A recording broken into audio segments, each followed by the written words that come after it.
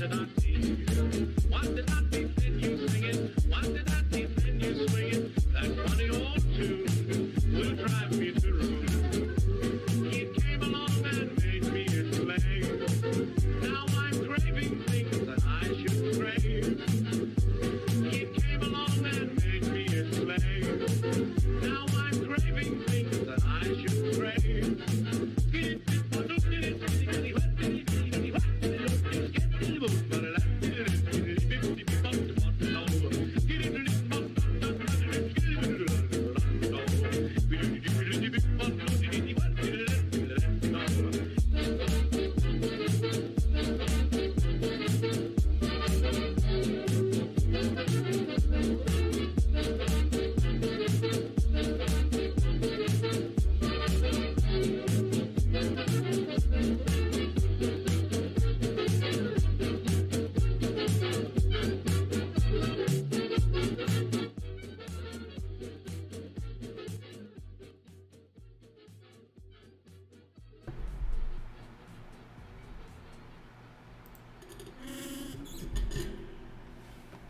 Hello everyone, welcome to another stream. How's everyone doing? I hope your week is going well so far. I hope you had a good Thursday. I hope today's going well. The end of your week today, Friday. I hope it's going great too. It's a little after 5 here on the East Coast, Eastern time zone. Why am I stumbling so much? I've introed this 1,000 times. Hi everyone, how you doing? Today we're watching weird court videos. People showing up to court drunk, people getting naked in court, all sorts of good stuff, so it'll be fun. Level 1 on the hype train complete. We are in the middle of a hype train. Thanks everyone for the resubscriptions and everything. So far we have H Baird with 19 months, says insert joke about the number 19. It's Friday, give me a break. As your stone dog with 4 months. Ooh, ow.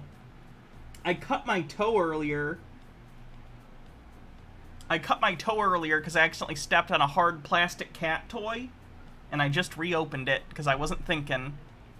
Genius. Anyway, as your stone dog says, 4 months on Twitch, about a year via YouTube. I stop watching other content if I'm awake enough to catch you live. Keep up the great content. Thank you. Ashy Boo with 21 months says, damn, 21 months. Hope you're doing well. Hope you're doing well. Bumble Homestead with 100 bits says, you remembered your rainbow light. I do my best. Sorry, Rachology. Don't feel bad if you can't give me bits. The bits are nice, and they help the show run, but if you can't give them, of course you can't give them. I don't want anyone giving me something they can't. Meek says, Destiny said that he's reevaluating Christianity and spirituality, and he thinks now that religion is necessary for society. It's too bad he's banned from Twitch because the cringe he's going to produce when he becomes religious is going to be glorious. Destiny got banned from Twitch? Again? What a fucking loser. 1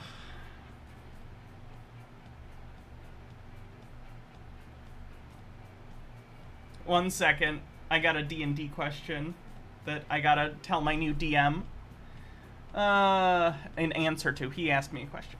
Or they asked me a question, rather. Sorry.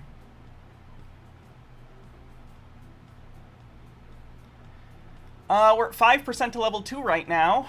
Almanado says, ground the kitties for leaving their toys everywhere. Let's see. Dun, dun, dun, dun, dun, dun, dun, dun.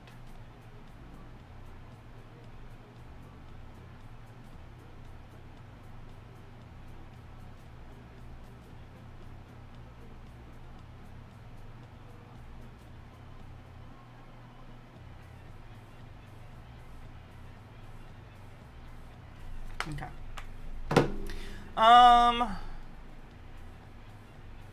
Destiny's worldview seems like a roller coaster. It's not a roller coaster. He just says whatever he needs to get viewers and money. He's a scumbag.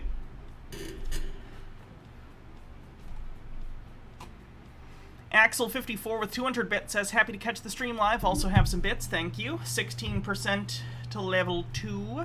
Appreciate it.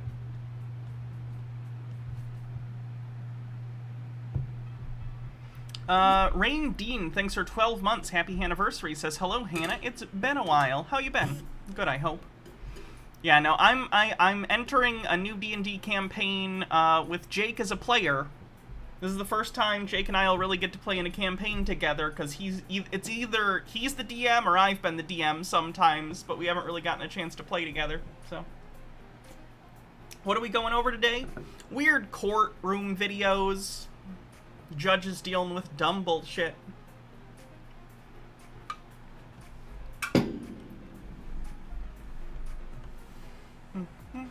44% to level 2.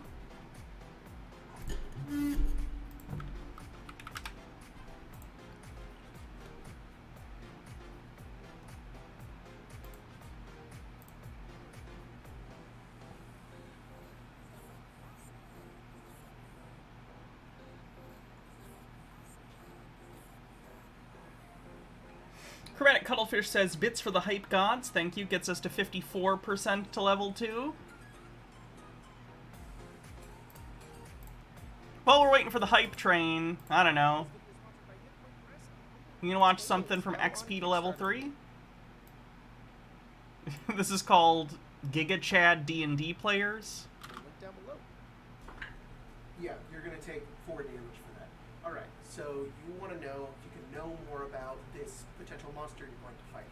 Roll an Intelligence Arcana check. 3, for a total of 7. Yeah, unfortunately... Bumble Homestead with 100 bits says, my kid has started back to their school and activities. Thank God, they're my favorite person, but teenagers are a lot, I'm sure. I was one once. 59% to level 2 with like 10 seconds left. It's probably gonna die out here. Thank you.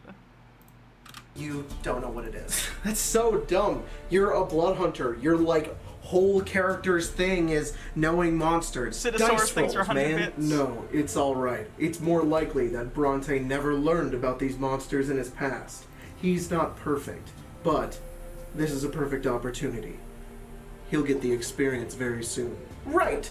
So, as you head out of the city to try to find this monster, what do? I kind of want to use my oil of sharpness on my sword. Ooh, yeah, sorry. We used that. What? That was party supply. You didn't consult me? You weren't here last session. Does my character No, I don't think your bits work. know this? Yeah, sorry. We used the oil of sharpness last week. We needed it for that Hydra. Thok makes like a face, and then he punches you in the arm. You have to beat my AC. Oh, okay. What do I use for that? Strength? 12? Yeah, no, I dodged out of the way of it. Bronte, do you know about this? Yeah, Hydras are strong. We needed it. Thok also goes over and punches Bronte in the arm. Ooh, oh, I deserve that. Huh. You've got one hell of an arm, Thok. That monster won't know what's coming. You won't even need that oil with that strength. Right. I will cast Locate Object to locate the gem that we know is on the monster we're looking for. As you follow the magical sense, you make your way into a forest where you discover a clearing. In this clearing, you see what looks like... I know this song. We use this for D&D. Citisaurus says, oh god, I just had a customer request a report that takes forever to do, and I'm going to cry if she doesn't opt for the easy option. I'm already almost brain dead today. Please keep me awake, Hannah. I'll do my best. Propane Priestess says, it's official, anti-vaxxers have done it. Polio's back in the world. Great. Like an astral-like portal swirling about 50 feet away from you, and an enormous... And Stromboli says, what even is this shit with a link?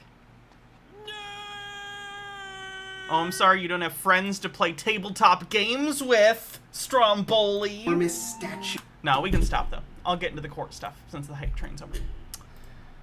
Oh, who are we going to start with?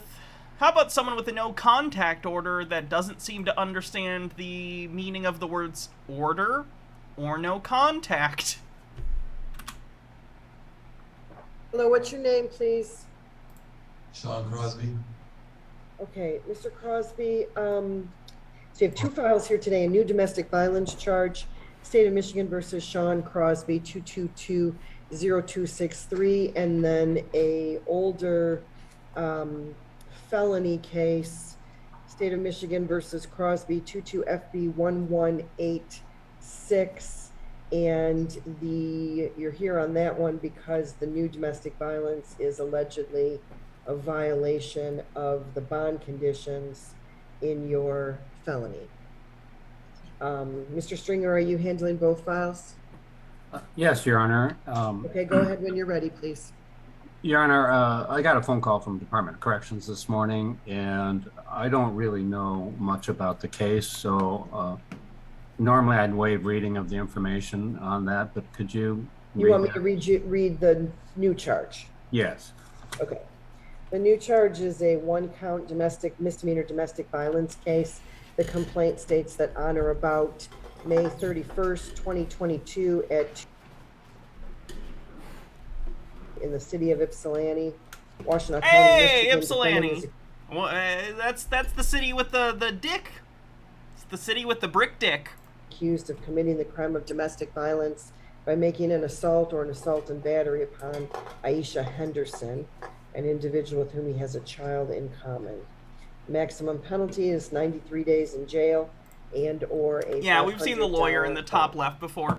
A lot of these we see a lot of the same people come through because Michigan has been very transparent about posting their court stuff online. So if you see court stuff online these days, there's like a 70% chance it's from Michigan and from like the same 10 or so courts. Some of them have been very good about it. Again, I know very little about this, so we'd be just scheduling this for pretrial. That complaint. Yes, it's an in-person pretrial with Judge Tabby. I think the bigger issue is going to be the bond on the felonies, so we should probably talk about that. And I told you guys about the brick dick. Sometimes I forget that you guys are not the same, like, homogenous person, and sometimes you guys don't see all the streams. You don't see most of them, probably.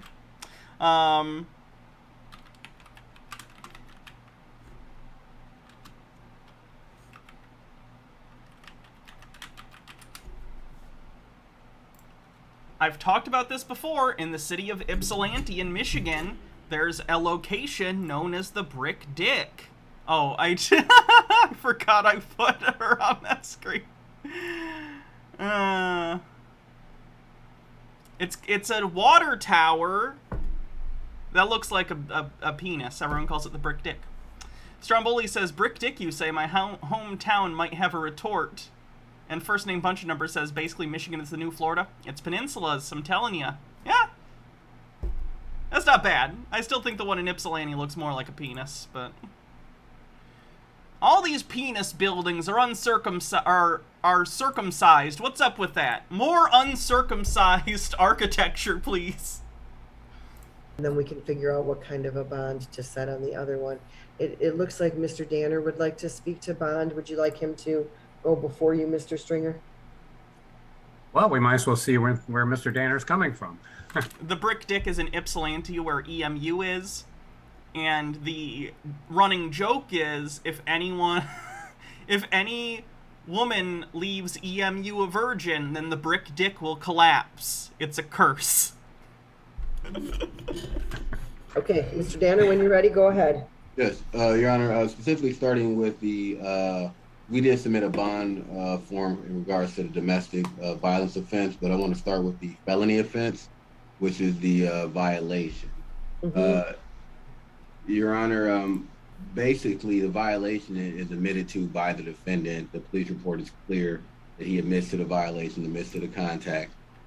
So he had a restraining order of some sort against a victim, girlfriend, wife, boyfriend, husband, whatever.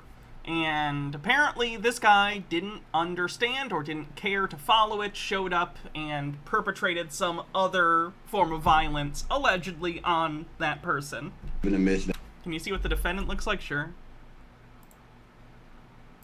One sec.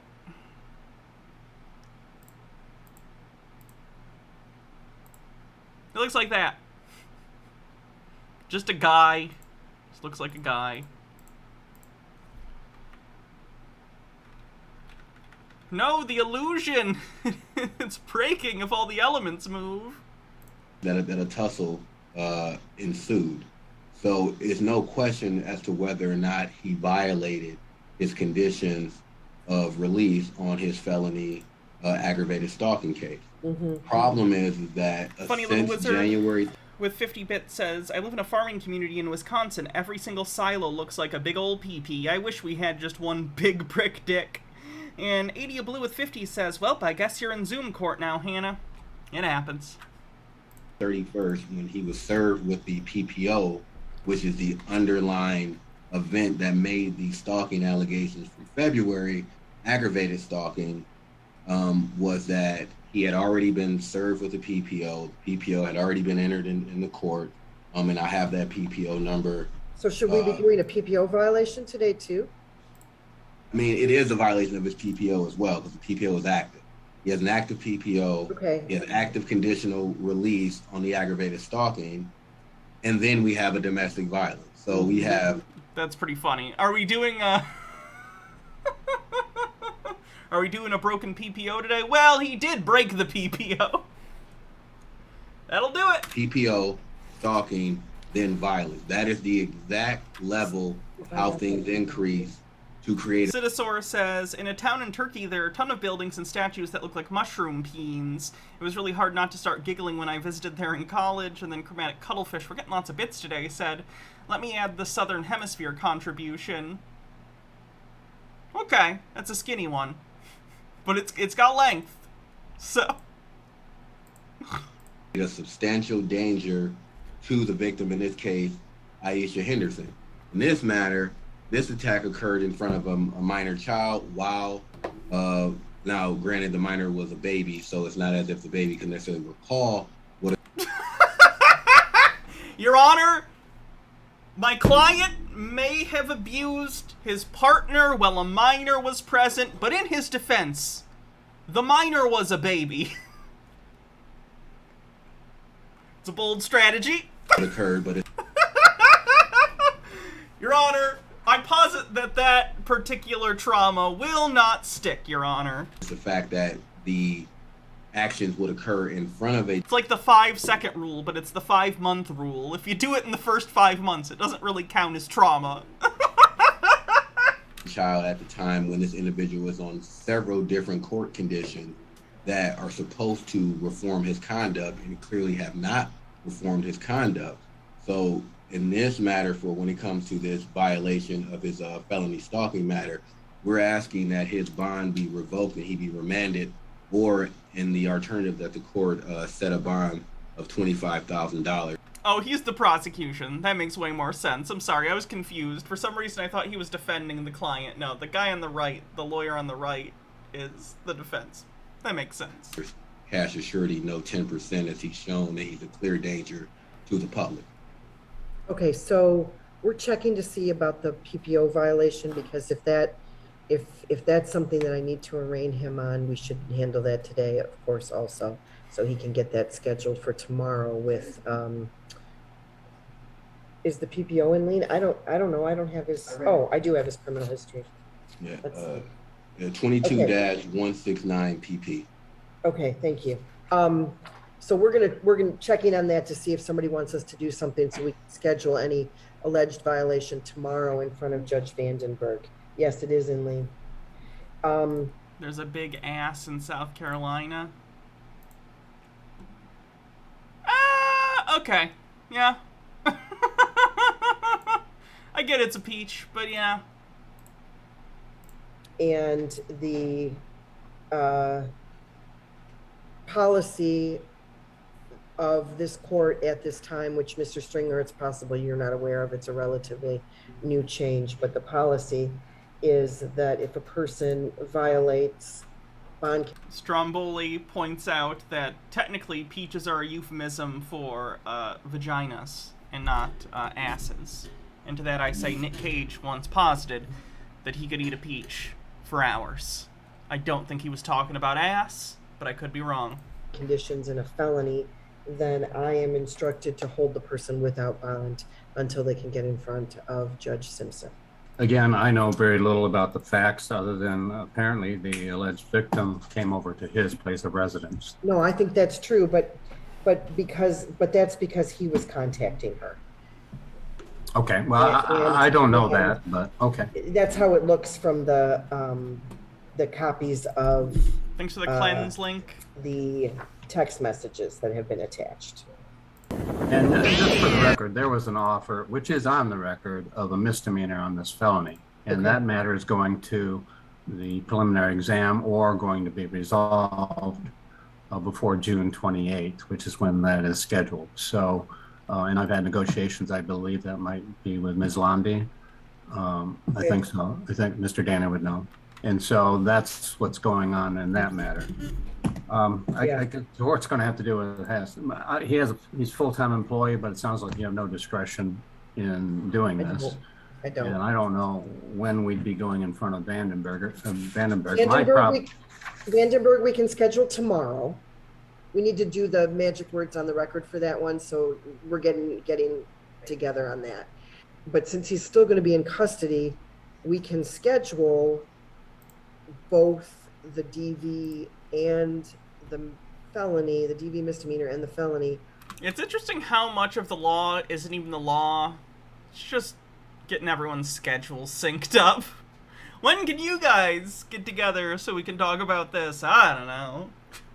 We'll set a meeting to set the dates for the future meetings about dates that we're future going to set.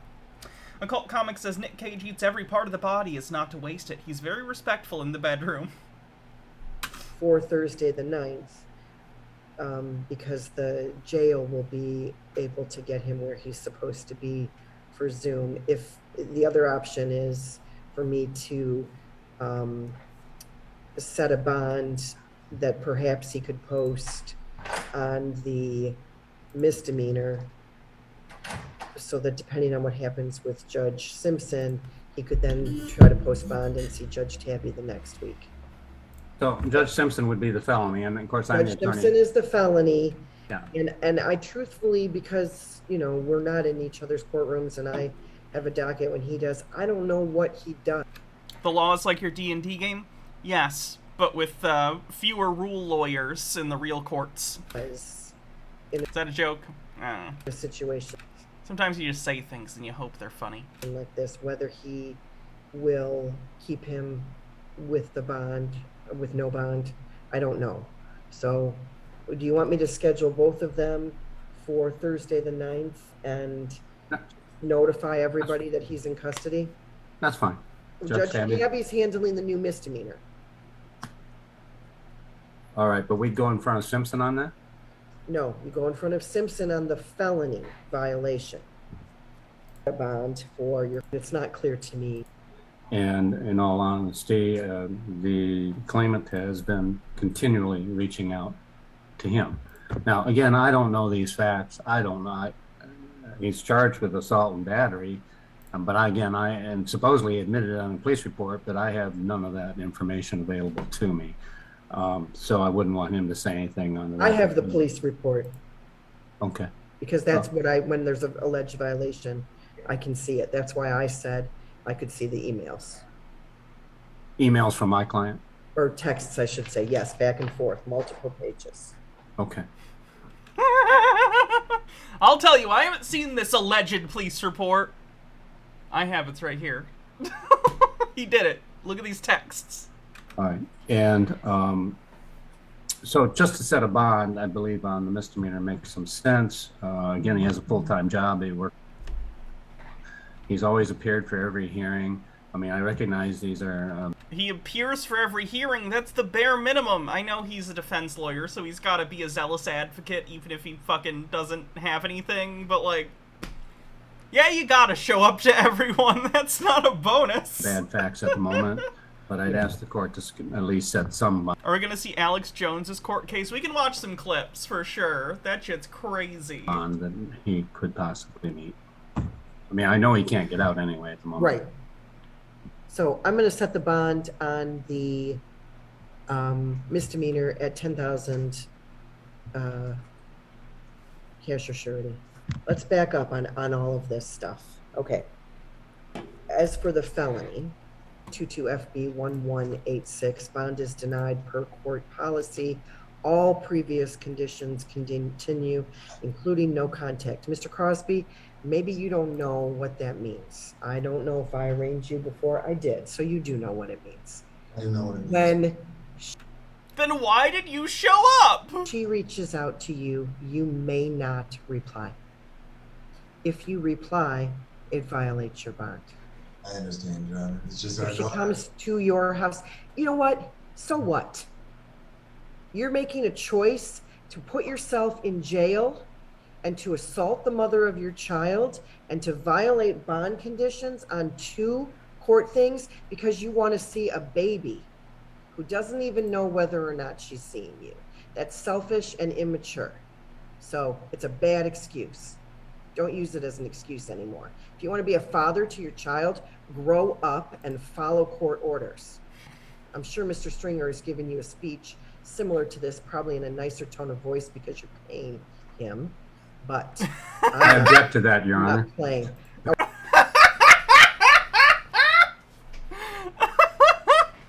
Wow, when even your fucking defense lawyers roasting you in conjunction with the judge.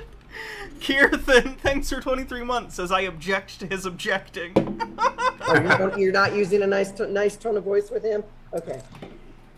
Don't screw this up. Every choice you're making says that you're a bad dad. Okay? I understand that, but I'm No, you don't. accept what you're saying. You don't understand it, or we wouldn't even be having this conversation. But maybe now you'll think differently about it. Rising Phoenix, thanks for 27 months. Because you're going to have a week in jail to think about it. Yes, A ma'am. minimum of a week in jail. Okay. Felony. No No, the shirt doesn't say, oh, whoa. My fucking chat. My god. bond. Court date is June 9th, 9 a.m. approximately. That will be over Zoom because Mr. Crosby's in custody, and I think the show causes are still over Zoom anyway. The shirt says NWO. All previous conditions continue. Do not reply if she contacts you. All right. Any questions on the felony? On the misdemeanor, bond is set at $10,000 cash or surety. The pretrial will be over Zoom at 11 a.m. also on June 9th. With Judge Tabby. We've confirmed with his office that it'll be at 11 a.m. Hey, so Cam, you should you be wanna able to come see up on Judge the chair? Simpson and Judge Tabby Say both hi. that morning. And the conditions on your misdemeanor are as follows. No contact with Aisha Henderson. No contact includes reaching out to her by phone, text, email, regular mail, walking by her house, going to where she works, going to her house, having another person speak to her on your behalf, using social media or FaceTime or Snapchat or Zoom or House Party or any other kind of face-to-face communication I've never even heard of House Party. application Come on, Cass. or social media platform to have contact with her. You should not be going specifically to in Ypsilanti. If she tries to reach you, you should not reply. The twist is she actually lives inside the brick dick. If she comes to your house, don't open the door. If you need to see your baby, wait until your cases are over. Any questions about the no contact order? No. On the PPO, we received a notice dated May 17th, 2022, that there was contact made. This is from Ms. Henderson's lawyer, sent to the court, that there was contact between Ms. Henderson and Mr. Crosby at a gas station on May 11th, where he spoke directly to her at a gas station where they both were. And then, of course, we have this police report from yesterday where they had contact and he admitted to having contact. I'm denying bond on the PPO violation. Also, we'll schedule the court date with Judge Vandenberg for tomorrow afternoon, June 2nd at 1 o'clock, 1:30 p.m. That will be over Zoom. I'm repeating again, no contact with Aisha Henderson, including replying if she contacts you, including if you're both at the gas station, get back in your damn car and leave. Anything else on these matters? No, Your Honor, I think we've covered it. Okay, I don't want to see you again, Mr. Crosby, and you don't want to see me again. Woo! Okay.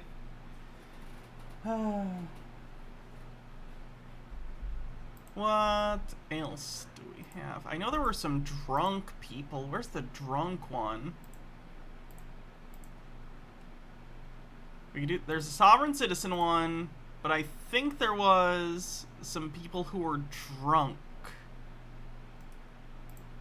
Or maybe I guess it might have just been for DUI or something. But the title says they're drunks, so... Lethal versus Williams, 21-0985 OM. Your Honor, Can I link the last one? Yes. Give me a sec to find it. It was...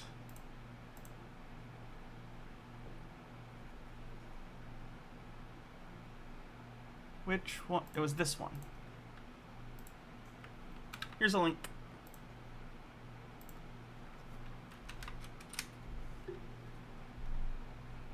That was just a judge going off on a guy for wanting to see his kid? No! That was a judge going off on a guy for violating his restraining order against his wife and then assaulting and battering her in order to see his child. Pretty different things.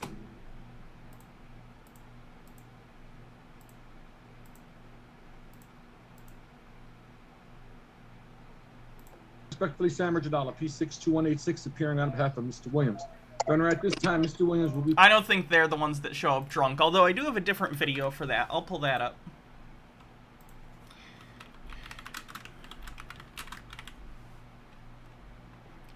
This is a video in which a lawyer shows up to court drunk.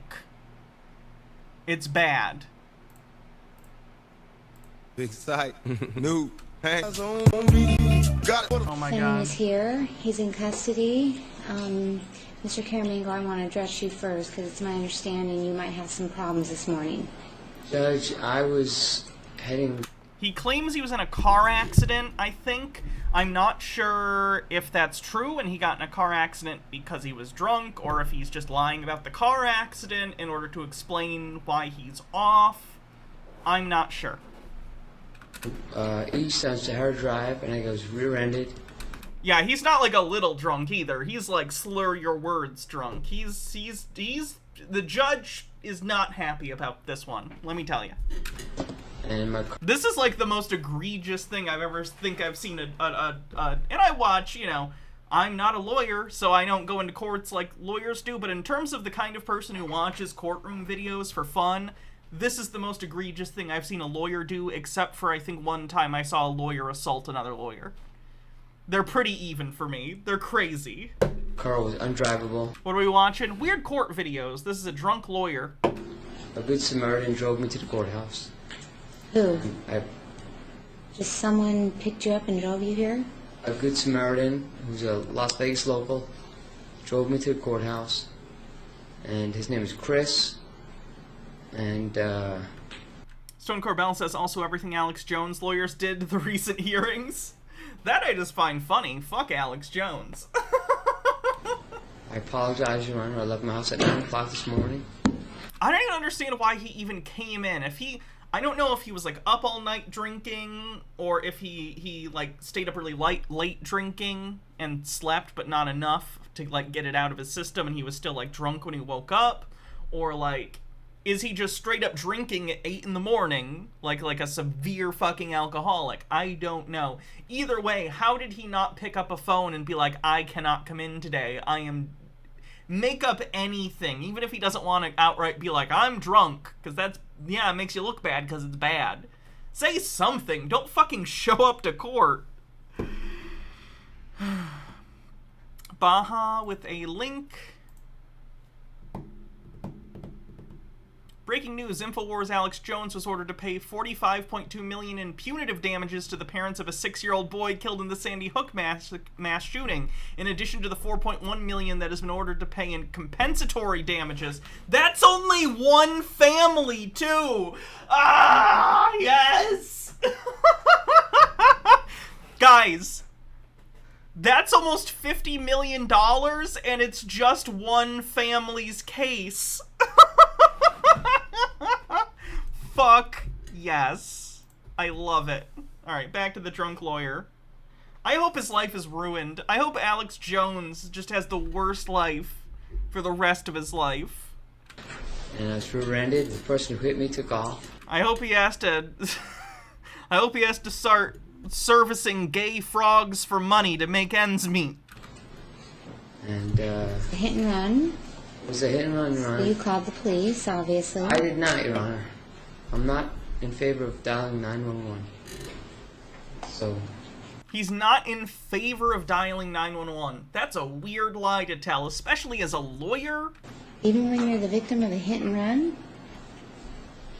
philosophically, Judge, I never call the police. What the fuck does that mean?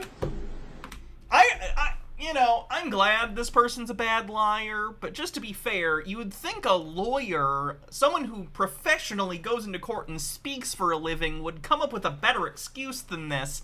I don't call the police? What? You're a lawyer. What do you mean you don't call the police? Like, if I said that, people might be like, oh, okay, I get that. But you're a lawyer. No one's gonna believe you. For instance, I have a friend I helped out the other day, picking up some stuff from an ex's house. She decided she didn't want to call the police despite there being, situations on top of this that were not great, because she didn't want to deal with the fucking cops. Like, I get it. But he's a lawyer. That doesn't make sense. Because? My car is on Rancho west of Sahara with the flashers on, with much body damage. It's a 2006 Audi, and here I am. And I asked my office to call the court to let them know it's going to be late. No, we did get that phone call. I apologize, Your Honor. So I'm just a little concerned. So your car is just there on Rancho, west of Sahara, in the in the lane? Did you pull? It's in a turning lane, Judge. Someone was kind enough to pull up and push me into the turning lane, and it's there as we speak. You can't just leave your car in the road.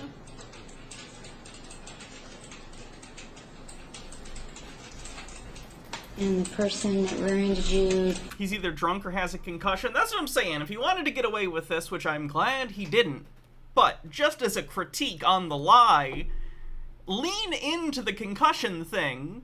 If you did really get in a car accident, this is like a perfect time to be like, oh, I must have hit my head. Sorry if I'm being weird, guys. And then, in the meantime, you go to the hospital and maybe get checked out. I know it's expensive, but he's a lawyer. Maybe he can afford it. I don't know. And then you'd have your career ruined. The easier thing would just not be to show up to court drunk. But H. Baird says, for the Alex Jones thing, I was going to link the frog scene from Beer Fest. I'm pretty sure it's TOS. If not, probably should be, so have the bits instead. Thank you. I don't know what you're talking about, because I've never seen that movie. Went around you and took off. Yes, ma'am. No license, nothing? I didn't get it, Your Honor. It's a pretty hard hit, and... Right, because you don't look... I'm going to tell you... One of the symptoms of a concussion is denying you have a concussion. I don't know if that's true. Is that true? Are you being serious, or is that a joke? I genuinely know nothing about concussions. For the record, this guy is 100% drunk, by the way. This happened almost 20 years ago. This happened in 2006. So... I don't like that I just said this is almost 20 years ago and it was 2006. Yikes. To be honest with you, you don't look great this morning. That's why I'm concerned. Judge, my neck and my back is killing me.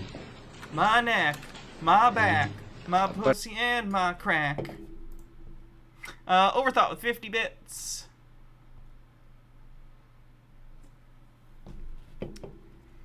January 6th committee is planning to request Alex Jones's text messages and emails from the Sandy Hook attorneys after his lawyer accidentally sent years' worth of comms to the plaintiffs. I heard about that. I hope they get it.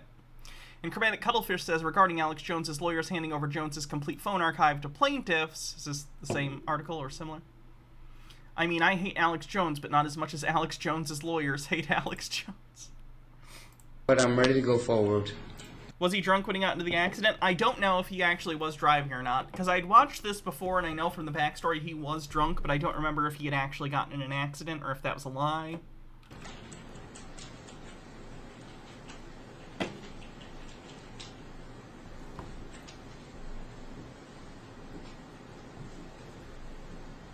You don't think you need medical attention? I think I do. I think I do, Your Honor. But Okay, well, how about I have the courthouse nurse at least come up and take a look at you? It's like, no, that nurse will definitely know I'm drunk. She'll probably smell it on me. Please don't make me enter the well of the court, Judge. I reek of rum. Judge, Are you a fan of I'm that? willing to play hurt.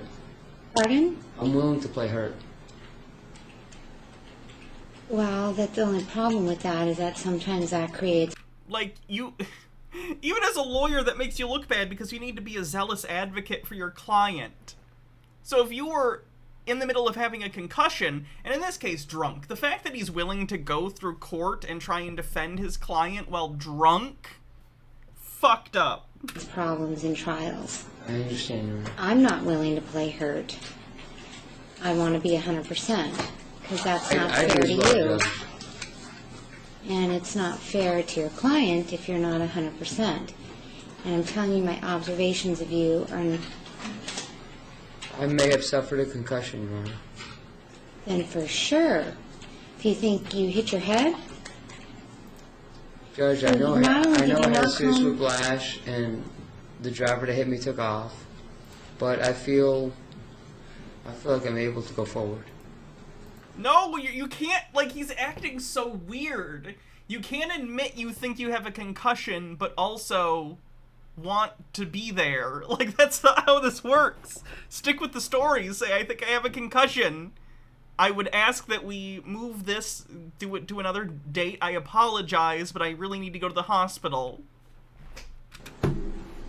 you feel like you suffered a concussion Yes, Your Honor. because you hit your head. Because of the whiplash, Your Honor. I've had multiple concussions before, and I feel like I may have suffered another concussion. You've had multiple concussions.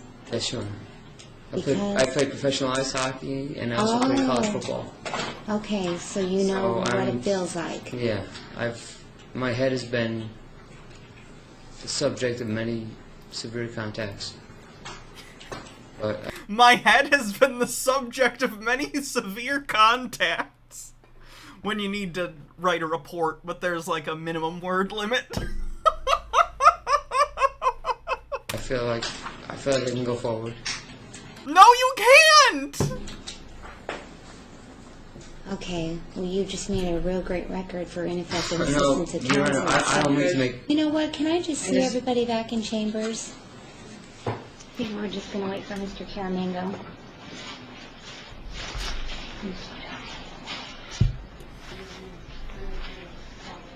Josephine, can you tell me your last name? I don't know his name. If you Google Drunk Vegas Lawyer 2006, it'll come up. Okay. And Ms. Janowski, thank you very much for coming back. I know you obviously didn't think that we needed you, and so I hope you weren't too alarmed by us asking you to come back. Okay, so I just have a couple questions for you. But I think Mr. Caramango is going to join us. Is he? Yeah, Matt is going to. No, this is not Alex Jones. We were talking about Alex Jones, but this is not. Can you check and see if he's going to join us?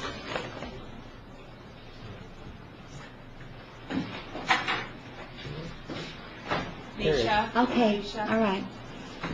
And the record reflects that Mr. Caramango I wonder why is the back in text at the top courtroom. says He exclude has been judge. checked out by the nurse, and the nurse has clearly indicated to the court, Mr. Caramango, that you have to be seen by a doctor. That she says you can't even walk back to your office, you can't drive a car, nothing. And she also indicated that sometimes the indicia of concussion shows up later. And I didn't realize that Dr. Holper's son is your partner. So, just so you know, I had him call his dad and told his dad that you're going there. Okay, because you need to be seen by a doctor. But now the nurse said you told her you got hit from behind and then you hit a car in front of you. Okay, you left that part out with us. Yeah, I did, Your Honor. So you also hit a car? No, Judge, I was actually hit from behind. I was pushed into a car in front of me. Okay, I understand that. So your The car... car in front of me took off. The car behind me took off. Within that story, that would also mean that you kind of committed a hit and run because you left the scene of the accident to come here, so... You'd think as a lawyer he would know that. I shouldn't include a crime in my cover story. So it was a double hit and run. He's lying about the pro hockey. That's funny. Okay. It's a weird, specific lie to tell. And nobody called 911. I've never dialed The CCTV feed excludes a view of the judge directly. Gotcha. those numbers in my life. Okay, I know, and you've indicated that to me. And the CO that was in the courtroom, can you please state your name for the record? Vargas. Okay. Vargas, first name Martin. Officer Vargas, it was represented to me that Mr. Caramango made some statements to you when he came in. Is that correct? Yes. Could you tell the court what they were? He got in an accident, got rear-ended, and took over 2 hours for the cops to show up. Took over 2 hours. Something like that. Over 2 hours waiting for the cops. Over 2 hours waiting for the cops. Correct. Okay. Your Honor, I think... Dynamic Watcher, thanks for 10 months. Says, hi, Hannah, love your top. Thank you. It's cute. It's got their little ice cream cones, but the ice cream is skulls. Yeah, I can I don't know how reconciliate detailed that. you can see Okay, because you told me that officer wouldn't tell me that. And Officer Vargas, as far as I know, is a gentleman. And what I said was that if I called the cops, it would have taken 2 hours. And I'm not disputing what he said, and I think it was a miscommunication. Okay. So I did not call the police. And I had my cell phone on me, and I'll give the court my phone records. And I just... Oh, no, I believe you, but you don't like... Pushed my car into the turn lane on Rancho, and he gave me a ride here. His name is Chris. Okay. That could have been what happened, Officer Vargas? Could he have said, if I called the police, it would have taken over 2 hours? That's not what I heard, but it's possible. Okay. Miss Janowski, did you come here with Mr. Caramango? Dynamic Pardon? Watcher, thanks for gifting a sub. Because? Well, no, I mean, I was already there, and then me and a friend ran into him. You were already where? Courthouse Cafe, Your Honor. Okay, well, let me just Oh, ask sorry. her. Okay.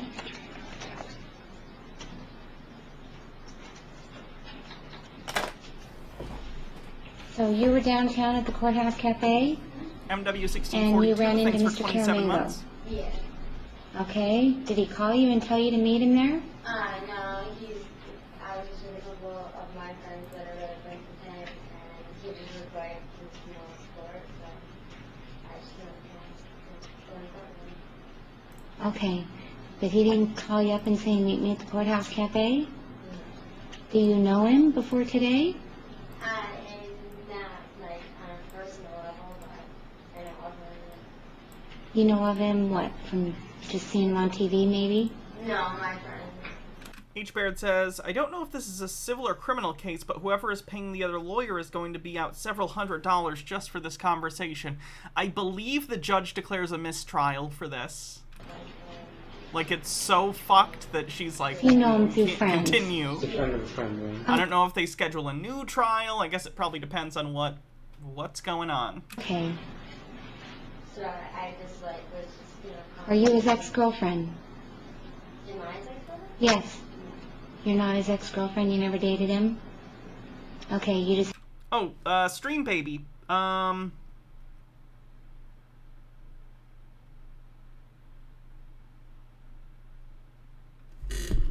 Ricky Spanish. Ricky Spanish is the name of this baby. happened to be in the Courthouse Cafe and with some other friends, and he showed up in the Courthouse Cafe and he said, come up here. Yeah. Well, you know, I mean, like from moral support, and he was just talking about how he got in an accident and blah blah blah. And I said, well, I believe it. You know what I mean? But I didn't think that. No, it's not a big deal. It's not a big deal. When did you meet him there? Just like I was like right before we came up, as we were going into the courthouse. In the Courthouse Cafe, you're referring to the cafe right across the street? Yeah. Like on the south side of the courthouse? And you were there just having breakfast with friends? Yeah, I was just having a drink with my friends and getting ready to get home. Having like an alcoholic drink? No. Okay, just having a morning drink with your friend and getting ready to go back? I was just with my friend basically, and then I thought I would run up and walk in and go back down. And when I went back down, I was just calling someone else to take me a ride because Okay, now you don't have a ride? oh no, I can call someone else to take me a ride, but the police officer cannot got me. Okay, because that's all. I just wanted to ask you a couple of questions. You just happened to run into him at the Courthouse Cafe. He didn't call you and tell you to meet him there. Okay, and you just were asked to escort him up here. Yeah. Okay, all right. You can have a seat. Hey, Mr. Caramango, you told me she was your ex-girlfriend. And so now I'm very upset with you. I apologize, Your Honor. She was a friend. She was a friend of a friend, and I did ask her to come with me because I was nervous about coming to court late, and I did ask her to accompany me. She's a new acquaintance. She's a friend of a client, and she's not an ex-girlfriend, Your Honor. She's not an ex-girlfriend. No, Your Honor. And why did you tell me that? Judge, I did not want to get her into a situation where she was. I want to know what he would blow right now. Like, if you gave this guy a breathalyzer, what is he at? Because he's not tipsy. This man is drunk. This man is, like, not communicating effectively. She was culpable for some wrongdoing. She came as a friend, and I was wrong to represent to the court that she was an ex-girlfriend. Okay, because why would she be culpable of anything if all she did was... I mean, let me tell you what you told me back in chambers. Yeah, sure. You told me that you called her on the phone, that you told her to meet you at the Courthouse Cafe because you needed moral support, and that she was your ex-girlfriend, and therefore she met you there, and that's why she was here.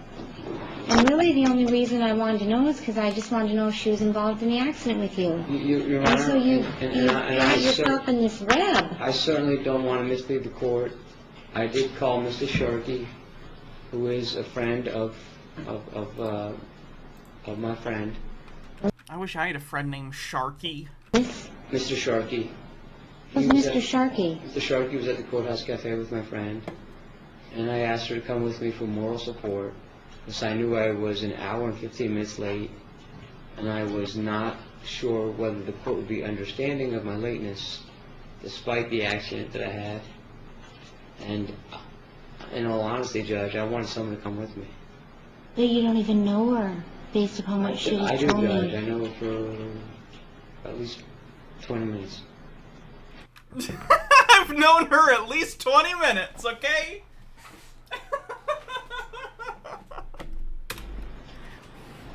And Your Honor, she's not an ex-girlfriend, but she is a friend. She's a friend of a friend. So, and I apologize if I misled the court in that way.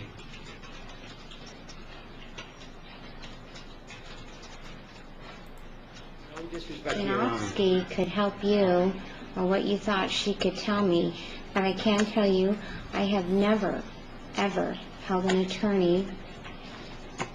I think I can tell you I've never held an attorney in contempt of court Your in Honor. all my years. And so let me tell you, I was late. We were late with the criminal calendar.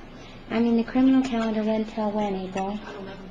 We had a first-degree murder sentencing where we had a couple of, so quite frankly, we were running late. So 45 minutes, and plus you made a phone call. That's all I require. I got the phone call, I knew it, and I have never, ever held an attorney in contempt of court, and I certainly have never in my entire career held an attorney in contempt of court for being late. Never. Your Honor, I just haven't. So I don't believe anybody told you that. I'm I never- operating from, I've only been licensed in Nevada since 2003, and I'm operating from what other people have told me.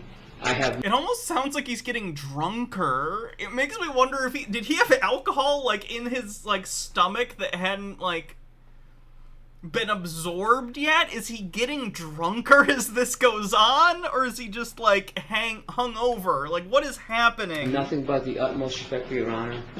And I believe, Your Honor, when you said you never held anyone in contempt. Never. And call it, I didn't say anybody. call it fear of the unknown, Judge, but, and my experience with you has been nothing but positive. And I was a little bit nervous, and I asked this young lady to accompany me, and that was the reason I asked her to come with me. She's not an ex-girlfriend, she's a friend of a friend, and I apologize for misrepresenting that to the judge. And who were you talking to back in Chambers? I mean, the nurse left and we couldn't get you off your cell phone. I was talking to my girlfriend, my fiance. Oh, your real girlfriend. My fiance. Okay. Judge, I don't want to make this a soap opera, and I apologize. Well, you have. I know. I've never seen anything like this in my entire life. I know, You Judge, turned yeah. it into a soap opera. Judge, And I I'm apologize. I'm a telling trial you. attorney. I've been in the business for 16 years. I've done 67 jury trials, and I feel terrible about this. Okay, now, again, I just want to make sure, where's your car now? My car Because is- there's 3 cars involved in this accident. Not one person called the police. Correct, yeah. Okay? So somebody hit you. That was a hit and run. So did the accident not even happen then, and he's just lying about that? Chromatic Cuttlefish with 75 bits says, not so much in this case, but there are other things that can resemble being drunk, so it's always pays to have a second glance if you're law enforcement or hospital admissions. They might have hypoglycemia, psychomotor epilepsy, or yes, even concussion. Oh, I would agree. I just know post hoc we can look back and know he's drunk, because this is a famous video for him being found to have been drunk. Overthought says at least he knows a guy for his upcoming public drunkenness case. And you didn't call the police, and none of the other 2 people that were involved in the accident called the police. So 3 vehicles were involved in an accident at Rancho and Sahara. At, you told me you left your house at 9 o'clock, Yes, Your Honor. although you said you didn't wake up till 9:30. So I'm not quite sure when you left your house. But just tell me the major crossroads of your Your house. Honor, I want to restate that I woke up at 9:25. I left my house at 10 o'clock, and I was hit at approximately 10:15. My car was not drivable. A good Samaritan helped me push my car to Rancho between Sahara and I guess it's. I'm not sure if it's Twain. I'm not sure Well, Rancho and Sahara intersect, so you told me back in Chambers that you were going northbound on Rancho, Yes, Your Honor. that you made a left to go eastbound on Sahara, and that your car was pushed over into the right lane. Yes, Your Honor. Out of, well, actually, you told me it was in the lane, but I'm assuming you got It it out was in the of, right lane, and someone came and actually pushed me into the turning lane. and you have a black Audi. Gray, Your Honor. I'm sorry, a gray Audi. A Las Vegas Centennial plate.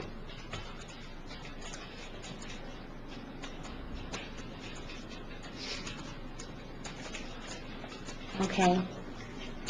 Judge, if I can just start, Sure. if we can make the record. First of all, when Mr. Carmango came in, I was in the courtroom along with the COs and Officer Vargas, who has just told Your Honor what he believed he heard. And that's also what I believed I heard, is Mr. Carmango say, I called the cops and I had to wait for 2 hours. And then they joked about it, about cops not showing up for 2 hours. That was my recollection of the conversation. Judge, additionally, I also heard Mr. Carmango said it was a black Audi, that he was severely rear-ended, that it was pushed off to the side of the road on Sahara. He got a ride from a Good Samaritan and came to the courthouse, where he called his ex-girlfriend to come here for support. That ex-girlfriend's name was Christine. I know, but now it turns Who out is Christine identified is now. really Josephine. Correct. Judge, he's given us several different time frames of when he got up, when he left, when the accident was.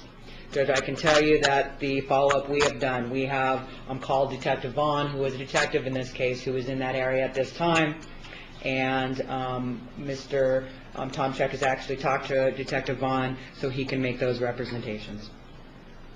Judges, as prosecutors, we obviously have an obligation to protect the record and protect this proceeding before Your Honor, and that's why we've taken the steps that we have, because we had representations from counsel this morning that he was prepared to proceed with trial. Regardless of his injuries. Right. My observations were observing him that there was clearly something wrong with him. I noticed he was slurring his speech. I noticed he seemed unsteady on his feet. And when actually Mr. Caramano came back into the courtroom, he seemed very unsteady on his feet as he walked by and actually ran into our counsel table.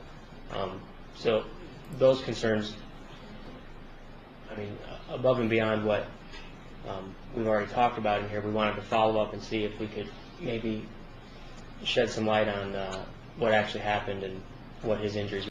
Oh, God. Occult Comics did art of Alex Jones negotiating to have sex with a gay frog for money. Hold on, let me turn the brightness down so you can see it. God damn it.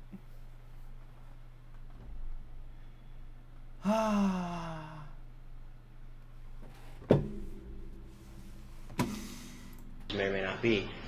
Detective Vaughn is the detective in this case who is scheduled to testify at 1:30 this afternoon. It's my top ice cream but skulls. It is indeed. Got it at Torrid. I called him to let him know that we wouldn't need him because we were running behind schedule. I've lost enough weight at this point that I'm at the very lowest size for Torrid.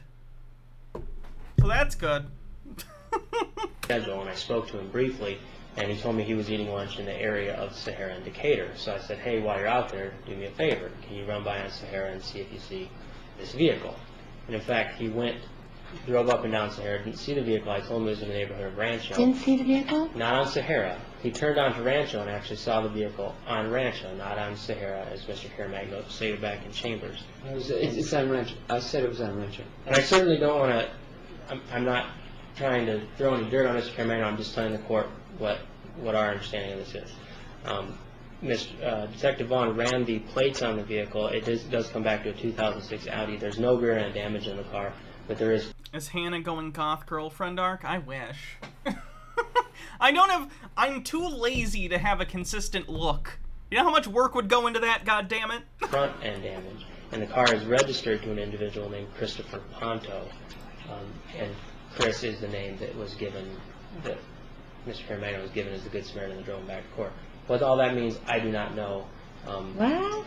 The 2006, there is a 2006 Audi There's a 2006 on Rancho? Audi on Rancho, north of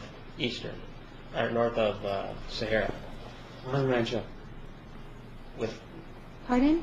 Imagine you get called into court and then the entire day is just about your lawyer showing up drunk. On Rancho. With front end damage. And it comes back to who? Christopher Ponto. And Your Honor, I can explain that as well. Well, I hope Sure so, you because can. you told me you were in your car. You told me you were in your... You used the term that I asked you to... My drive car... It's my daily driver, Your Honor. Yeah, daily driver is what you used. Your daily driver. I had a client named Christopher Ponto. My best friend is a gentleman named Victor Ponto. His son was incarcerated in the state penitentiary. I represented him. He had a car lease. I assumed the lease from Christopher Ponto, and I've been making the payments for him.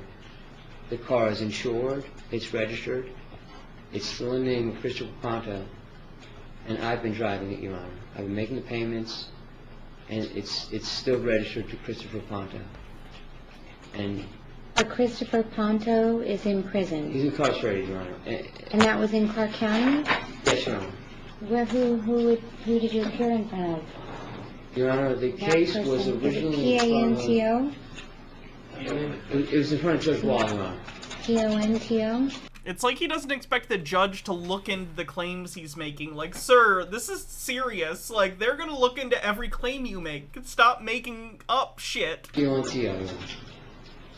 And Mr. Ponto had leased a car for his girlfriend, who was the complaining witness in the case. He received 12 to 32 or 12 to 40. I assumed the lease on Mr. Ponto's car. I've been making the payments. I have the insurance in my name, and that's my daily driver. So the car was hit from behind. There's minimal damage in the back. There's substantial damage in the front, and it's as it And sits. we'll deal right with now. it. Okay? Because trust me, we'll just deal with it. I have no desire to ruin your reputation or anything. We'll deal with it. I'll give you an opportunity to get it together.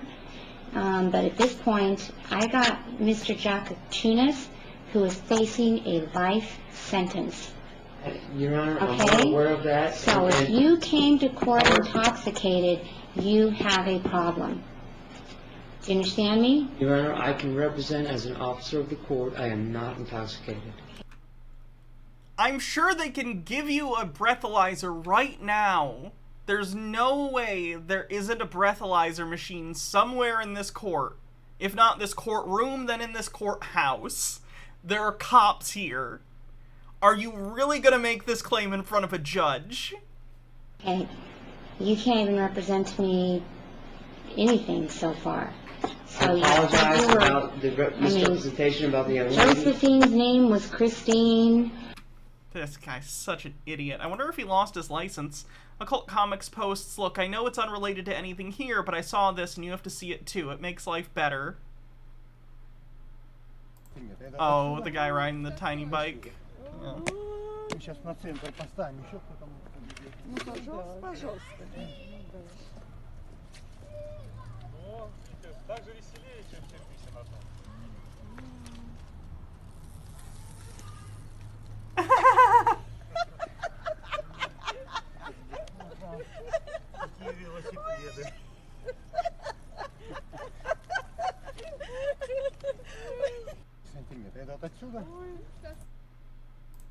She was your ex-girlfriend. Turns out you only knew her for 20 minutes. You said you were rear-ended. Your car has absolutely no rear-end damage.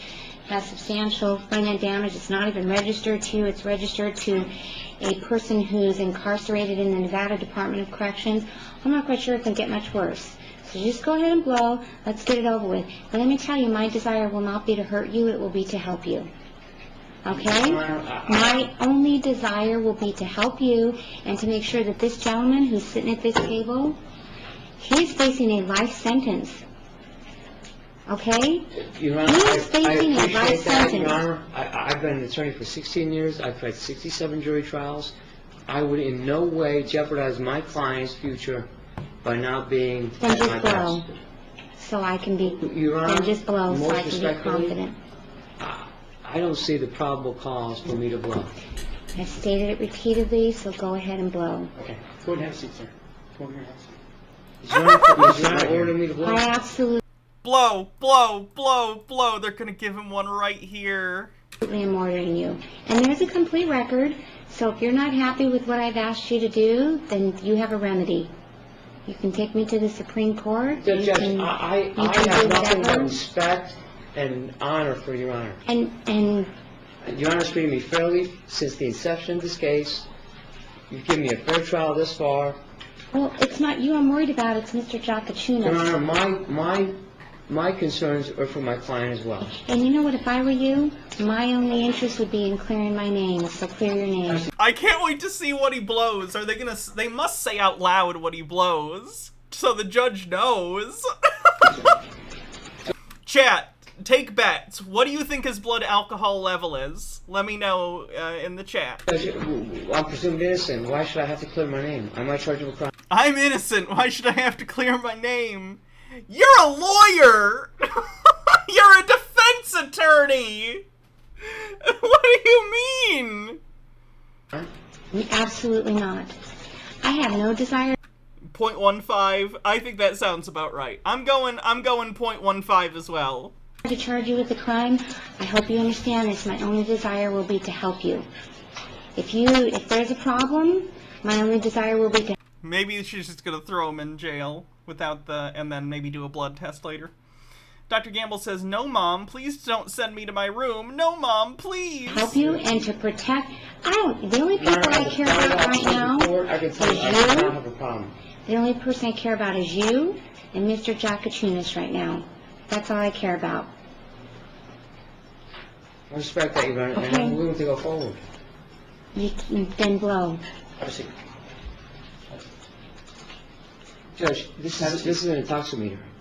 It's a PBT. I used it routinely in Muni Court. I know exactly what. In fact, this is my old Marshal. I respect this Okay? gentleman. He used to do it for me all the time. Just take a deep breath, just blow on it. Come on! Oh, he knows. He knows he's fucked. He's sitting down. He's like, God damn it.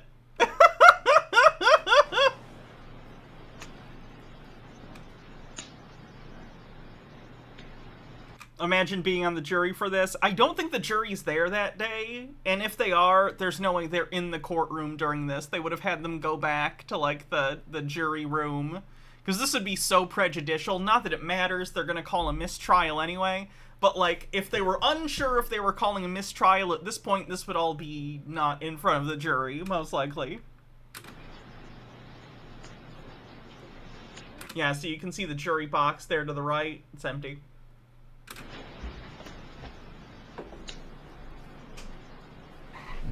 Did you get a good enough blow? Okay. You know you gotta blow good. I know you have to blow good. I mean, because I know you represented. I've never been in before, Judge. I know, but you probably represented people that have been arrested for DUI, and you gotta blow good. I'm confident you know that. Blow good, blow good. You don't? You want to show me? You got a good enough read? Okay. 0.052, Your Honor. It's residual from last night. I think they said 0.105. 0.052, Your Honor. It's residual. 0.052. That doesn't sound like that much. 0.0, because 0.08 is the legal limit. 0.052. Right? Hold on. Let me listen to it again. I might be mishearing. Bumble Homestead says, "I do not know if this is the same person, but this person with the same name as a lawyer who stopped being a lawyer in 2006 and is now on auto finance consultant in Arizona. Probably him." 0.052, Your Honor. It's residual from last night. I am stone sober. Mr. Caramingo, if I was you, I would just be quiet at this sorry, point. Okay? No, is it done? No, still climbing. 0.05 is honestly less than I thought it would be. He's acting way drunker than that.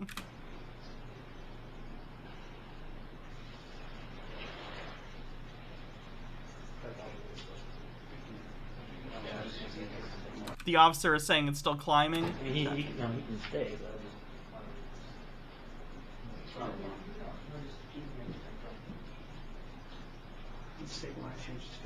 Okay. Yeah, the guy's like holding it. So I don't know how breathalyzers work. So I don't know if it continues to go up as it continues to detect however it works.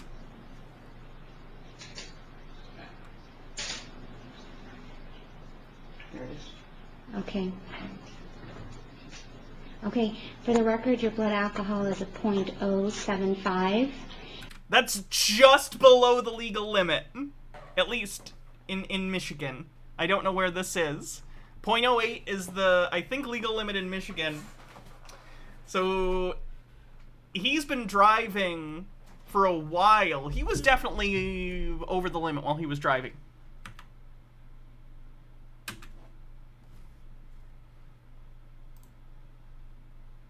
And, Raul, will you state your name for the record? Raul Bateman. And you were ordered to come up here by myself, is that correct? That's correct. And you used to do these tests for me routinely in Unicord? Yes. And this is the same machine that we used to use in Unicord? It is the same unit we use. And will you state for the record the machine that you used? It is a TBT Alco Sensor 3, intoximeter. And you've been properly trained in how to perform that test? Yes. Okay, and you properly followed all the procedures like you've been trained to do, is that correct? That's correct. Okay, thank you very much for coming up here at my request. Maybe the guy just doesn't drink often, so like point, 0.075 is a lot for him? I don't know. I have no idea. Okay. The record will, and do you want to see it, Mr. Caramango? Did you clear it? No, Your Honor, I know this gentleman, and he's a convict, and I believe what he says. And Judge, again... Hey, that's not sober as a judge. Well, that may be an overstatement, Your Honor. I admit that I did have drinks last night, and I lost my grandmother about 2 weeks ago. And I lost my grandmother about 2 weeks ago. That's why I'm drunk in court. Obviously. I've been under a lot of pressure. I wanted the best for my client, and it was a mistake to drink last night. And I apologize, Your Honor, and I don't know what else to say. I just know that I can try this case. The other lawyers are already like getting ready to go. They're like, we're done. We're done. 1:15 a.m., is that correct?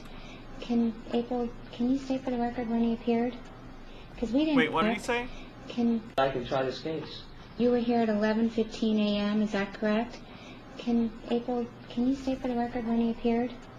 Because we didn't finish with our criminal calendar till about... He was there at 11, and the clock on the camera says 1:46. So he's had 3 hours at minimum for this to get out of his system. Roughly. And he was driving before that. Meaning he was definitely over the limit when he was driving. At 11. Yeah, it was approximately 11:15, 11:20 this morning. Okay, so 11:15, 11:20, Mr. Caramango appeared. It is now, by the court's clock, 1:46 p.m., almost 1.5 hours later, and you're a .075. According to the intoximeter, Your Honor. Right. So you're at .75. Just according to the breathalyzer. What does he even know? Does he have a law degree? I have a law degree. MH Darkbeast says, just woke up from a nap, so not sure you reported the verdict, but the jury slapped the shit out of him. Yes, we did see that earlier. Very cool. Dr. Gamble says, everyone after talking to their friends about what happened in court that day. There's a link. This guy is unfucking believable.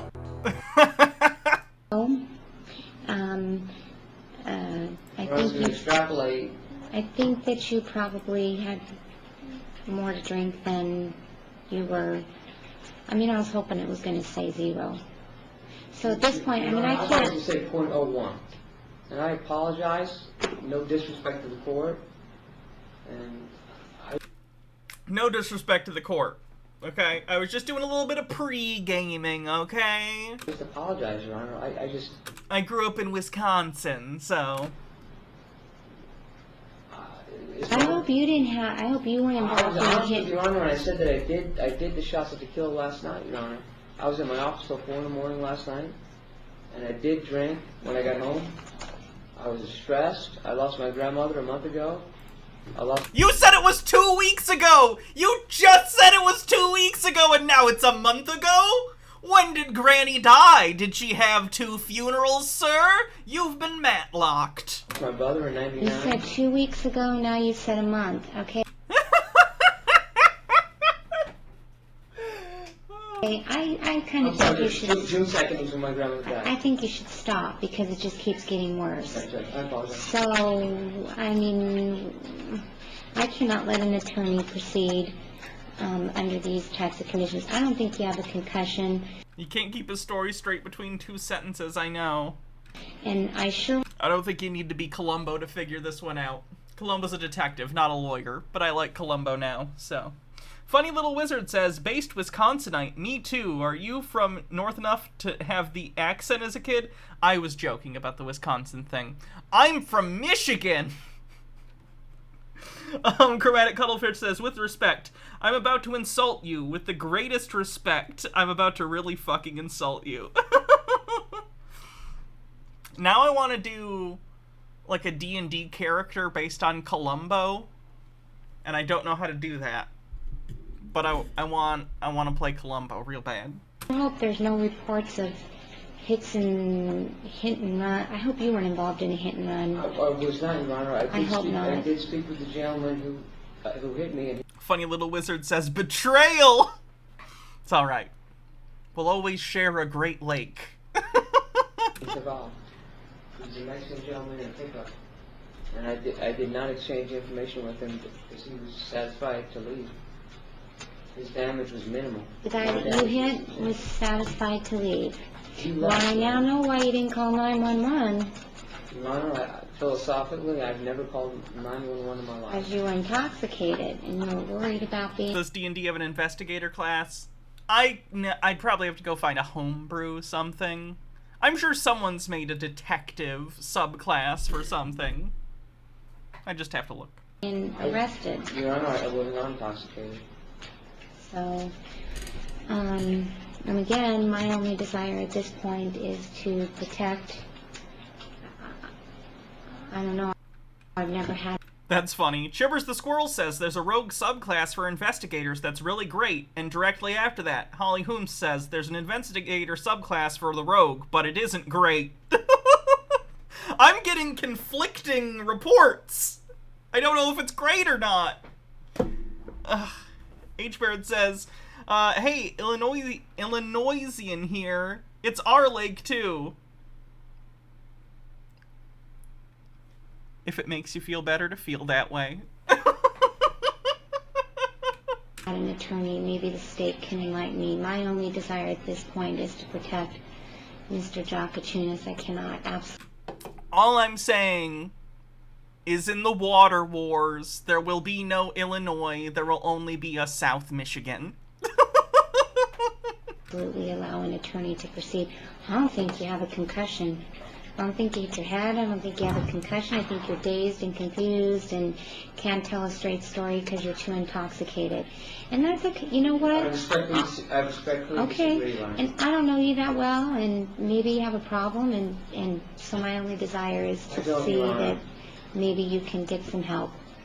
I appreciate that, Your Honor, but I can represent the court that I do not have a problem. Now I'm imagining a tabletop homebrew game that takes place in a post-apocalyptic Michigan, but like sort of like Fallout post-apocalypse, where new societies have started to build, and Michigan has become this like post-apocalyptic mecca because like the water around it make it the land very valuable for people to settle around. There's people who do sort of like a, maybe the new government has like a navy that patrols the Great Lakes for like pirates and shit. I don't know. Someone write this. I operate under a lot of stress. Okay. It was my mistake to drink last night, and I regret it. And I can represent the court. The cannibals will live in the UP. True. People pasties. AMH Darkbeat says, so much disrespect for vegan pizza, not even a cringy name. Oh god, what's this? A Native American themed pizza place in Ireland. I don't know what's more cringy, the names for the various pizzas or the fact that they didn't even try to come up with a corny name for the vegetarian pizza. Bacon Apache, Buffalo the Big Chief, Hiawatha Wigwammer. I don't even want to read these, and there's just a vegetarian one. Yikes. I don't like that.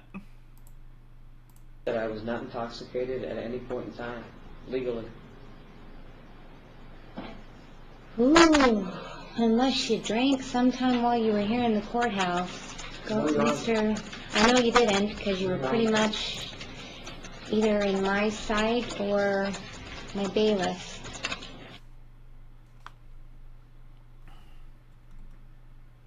Okay, let's find out what happened after this, because I'm curious.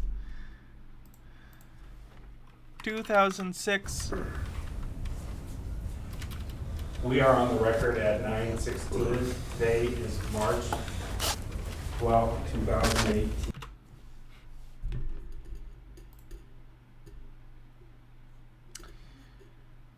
In 2006, Las Vegas criminal defense lawyer Joseph Caramongo showed up to court smelling of alcohol and slurring his words. When the judge asked for an explanation, Caramongo gave several different attempts at once, including sustaining a head injury in a car crash on the way to court. He even turned his ex-girlfriend, Christine, for corroboration, only to have the woman state that her name was Josephine and that she wasn't an ex-girlfriend but had been with him 20 minutes earlier at a nearby bar. The judge ordered breathalyzer tests on the spot, which indicated Caramongo's blood level was .075, just below Nevada's legal limit. The judge declared a mistrial on the kidnapping case. Caramongo was there to argue, telling the lawyer, "I don't think you can tell a straight story because you're intoxicated." And if you're wondering how ironic it would have been for a DUI case, well, oh, okay, and then it just moves on. I want to know what happened. Did he lose his license? Someone sent this as a cleanse.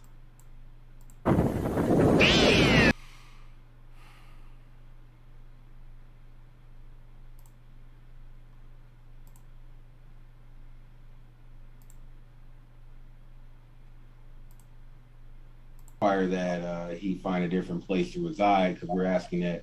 I think I wrote it down as East Huron Street. Requesting a court-appointed lawyer. I will sign that. You may proceed when you're ready, Miss Apple. Mr. Danner, did you want to say something about bond on this case? Yes, Your Honor. In this matter, we're just asking for some conditions in regards to his movements, not necessarily to have him remain in custody, but it would require that he find a different place to reside, because we're asking that. I think I wrote it down as East Huron Street, and I meant to put West Huron. So we would like him no going to street. Also, it's no so going... nice that this channel bleeps out people's addresses. Like, it's a matter of public record, so it's whatever, but still, it's good. I try and skip over that stuff when I can. As well as the no contact order with Esther Murphy and Aaron Wilson. Okay, so Mr. Danner, just to let you know, I'd be happy to hear what you have to say about this, of course. The last couple of times that I've had a person who's had an incident at the Delana Center, I've talked to the Ann Arbor Police Department about it. The opinion of the officers that I spoke to is that the Delana Center is comfortable managing residents themselves. So they will kick out people that they don't want to have there. And my concern is always releasing a person who has no place to live and has been living in a shelter, because I think we're setting up a situation for failure and additional crime. I will happily order the no contact and then I'll let the Delana Center resolve that. But if you have something you want to say, please do. Your Honor, I understand the idea of what the Delana Center tries to accomplish and what they try to do. The problem is that they don't regulate. That's the issue. If they actually regulated, it wouldn't be so many times that we are asking people not to go there, because that's where the crime keeps happening. And I understand that they believe that they can do something, but we can have a belief that you don't accomplish. Did this crime happen at the Delana Center? That's not what I said. So the initial incident, which is the count 2, occurred because it's the parking facility right next to the Delana Center where that car was damaged. The victim in count 1 of the FA was walking out of the Delana Center and retrieve that phone that he left there. That one's not that interesting to me.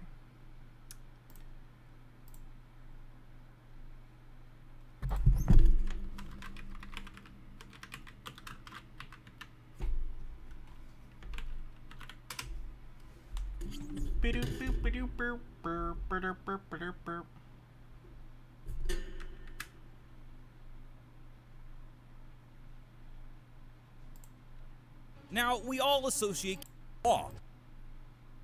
This room. No, we saw that one.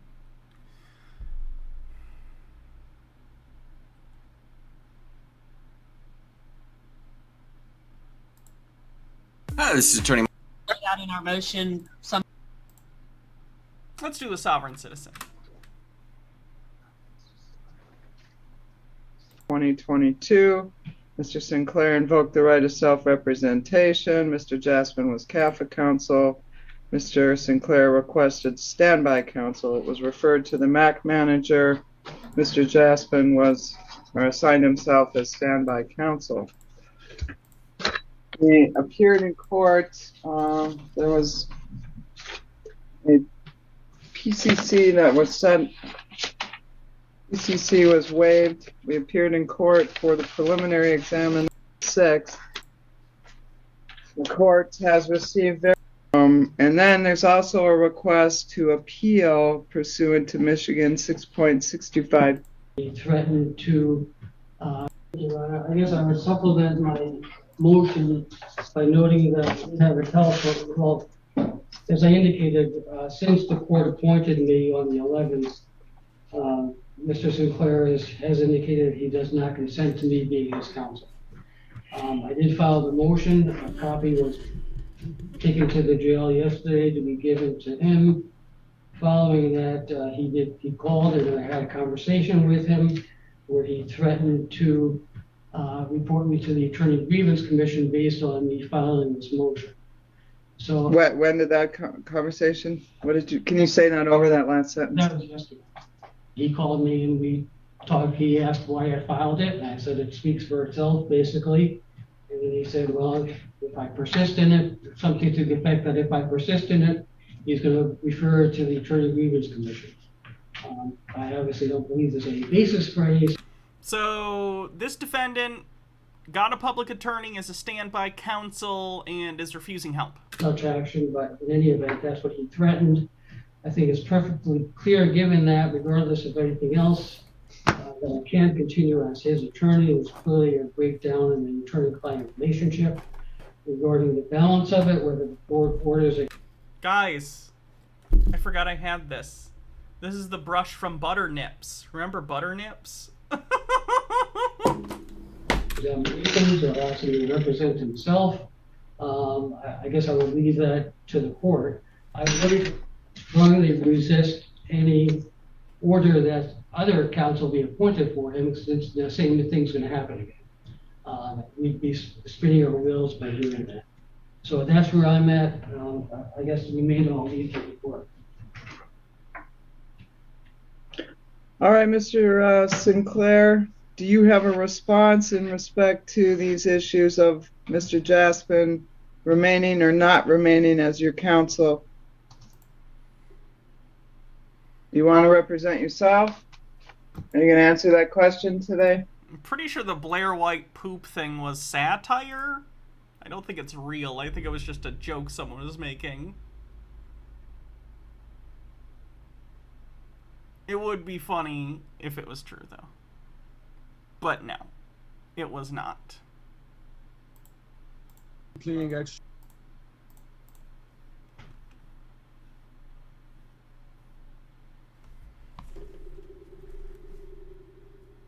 Do you want to make a record? I'm going to give you the floor. Make any record that you want, if you want to, Mr. Sinclair.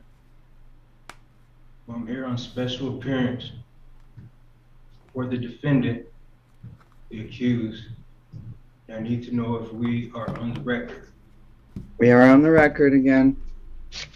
It'll be on the record all day. You don't have to ask that question. Please, let's not go back to last week. We are not going to stop the record. Okay? So for the record, I am not Mr. Sinclair or any other variations of anything but a live human being known as Damian of the Sinclair family. I've been. At this point, sovereign citizen stuff should just get you declared incompetent to stand trial. Like, these people need mental help. Just put them, get them help, and then put them back on trial when they understand. Beneficiary. I received counsel from Dan Jaspin, P41091, a motion to withdraw as counsel or in the alternative forensic examination on 7/25/22. That the record reflect that this legal mail was delivered to me in paper form by Dickinson County Correctional staff. The legal mail sent from Mr. Jasmine was a violation of attorney-client confidentiality, and it was not sealed in an envelope to protect attorney-client privilege. Let the record also reflect that this motion is not filed correctly, therefore rendering it inadmissible pursuant to MCR 2.119C4, which states that the motions must be filed within 7 days prior to the hearing. Now, Mr. Jasmine has suggested that I do some type of mental competence to see if I can understand. Oh, did he write down the word competency? So the lawyer did want him to get a mental competency evaluation, but I assume he's denying that and saying I don't need a mental competency evaluation, despite him needing one. I can become competent to stand trial. I don't know if he has the authority to make that type of analyzation, considering that he couldn't properly stand a motion within the time allowed. Nothing hurts me more than, like, when someone doesn't have the best vocabulary, but they try to use words that maybe they don't know but had to look up, and then they use them incorrectly or don't really know how to use them.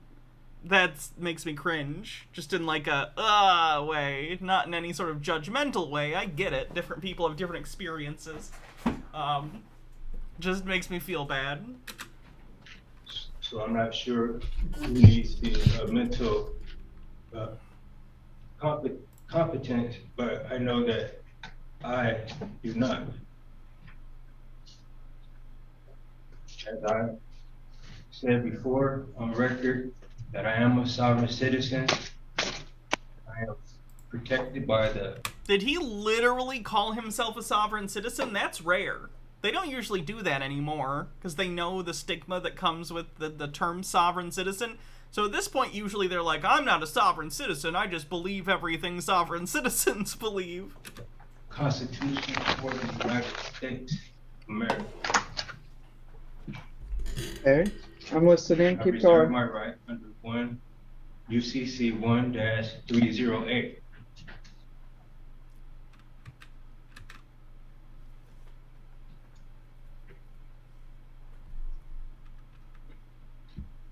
Okay, keep going. Whatever else you want to say, the floor is yours, Mr. Sinclair.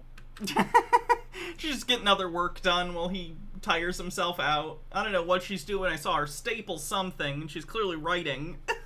Just getting paperwork done.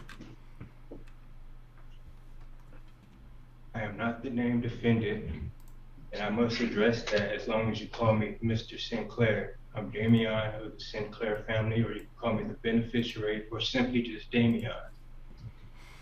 H. Baird says he seems nonplussed, and up until now I assumed he was plussed. I'll agree with you on the latter. How if we go about that? Can we compromise on Damian? So, the created person attached. She's even trying to meet him halfway here. She's like, none of this means anything, but if you want me to call you Damian, I will. That's fine. I'll just refer to you as that. And he's like, I gotta clarify. My citizen is infringing on my given name. Using styles of my name to define me as a commercial capacity for the person and improperly addressing me in this new capacity and trying to traffic me into your foreign jurisdiction through traffic me into your foreign jurisdiction through deceit and non-disclosure. Okay, that's a dumb way of saying he thinks that by using a legal name instead of his, like, preferred name, then that means that that's why he's under their jurisdiction and not the fact that, you know, he committed a crime, allegedly, in the jurisdiction of this court. Naming me as a territorial foreign trust after giving.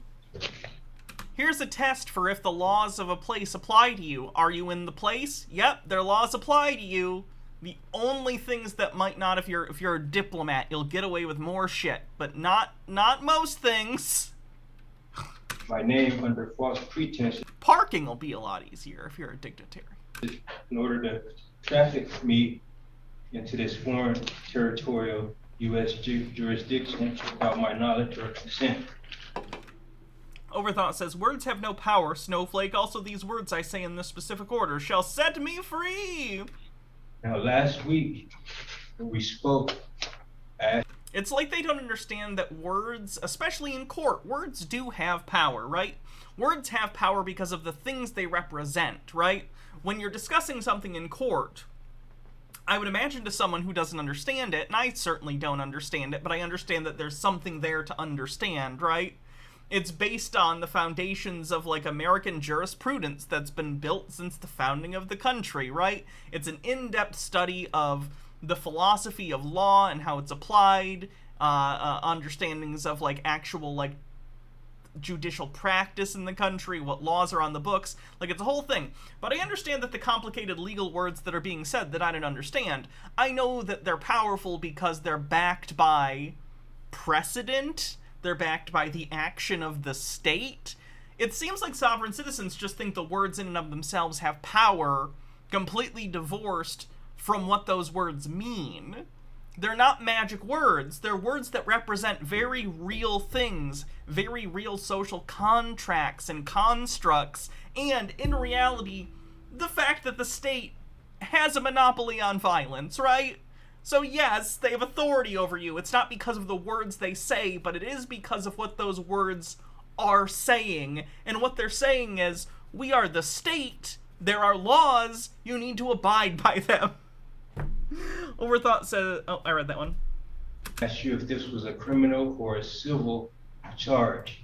You mentioned, criminal based on that very fashionable jumpsuit you're wearing. If I remember correctly, not verbatim, that this was a criminal charge. I then asked you if there is a criminal charge. There's only 2 criminal jurisdictions under the Constitution that would apply to me. The first would be common law, which the court hasn't proven that they have corpus delicti over my personal corpus delicti property. So therefore it can't be common law. And the other one deals with maritime law contracts, in which maritime law. One, you don't hear that one as much anymore either. This guy's working from an old sovereign citizen handbook. I'm wondering if this is like an additional charge that he has on top of something else he had already committed, like committing an assault or something in prison. I'm just wondering, because he's kind of going from an old sovereign citizen script, so he hasn't gotten up to date on the current lingo. I would have to enter into a contract agreeingly. 2, I would have to have breached that contract. 4, I was a party to that contract. And I don't believe that I was ever in any type of international maritime contract that this court is operating under amiralty jurisdiction. And so if that is the court's person under the jurisdiction of maritime law says what? Claim, then I would ask for you to... I just want a judge to pull that once. Just person under my jurisdiction says what? What? Bring that gotcha. Gotcha, bitch. Into evidence so that I can be able to contest it.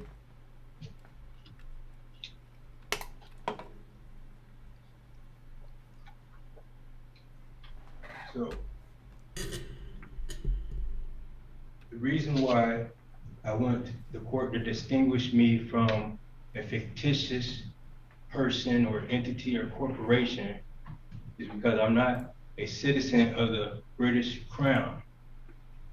This court operates under a franchise that comes from the British Crown. They created this fictitious. I was kind of joking about the paperwork thing earlier, but I think the judge is legit just not listening to him at all, or very passively listening while she's doing other shit. This entity and hijacked my nationality and my national identity. They Sir, your nationality has nothing to do with this. created a corporate. You could be French, Spanish, you know, American, Canadian, Brazilian. It doesn't matter where you're from. If you're in a place, their laws apply to you. Like, if I was stupid enough to go to North Korea, and let's say I was passing a statue of the leader of North Korea, and I spit on it. I spit on it in front of a cop. Would I be surprised if I get arrested and killed? No. Because that's the law there. It's fucked up, but it's just, like, practically speaking. It's how it works. I'm not saying you have to agree with any particular law, but that's how it works. Corporation. Bumble Homestead says maybe she knows her clerk needs the overtime or something. Under the name. That's my headcanon. This corporation created under my assumed name was not a real person. A fictitious entity or corporation can only do business or contract with another entity, fictitious entity, or a corporation. Therefore, this court did not legally address me under those terms unless we are dealing with a jurisdiction that is made known to me so that I can intentionally or non-voluntarily accept the terms of the contract. Literally no one in the room is listening to When him. I consent to the contract. All of us are listening more closely than anyone who was actually here for this. Because the court has obscured the jurisdiction that they're working under.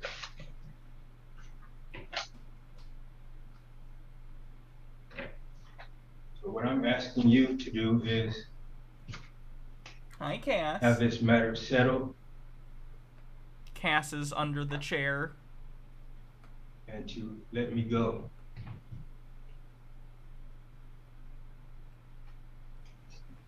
Hi, Cass. Do you have other arguments you'd like to make this afternoon at this point? Anything I say or do be used against me. Yes, sir. We went over that quite in depth last week. You So okay, I'm asking the court, can you please consider that I do not understand the charges without prejudice under the UCC 1-308 due to mistakes in the fact and law. I wish to remain silent. You're absolutely right then. Anything else you want to say for the record, Mr. Sinclair?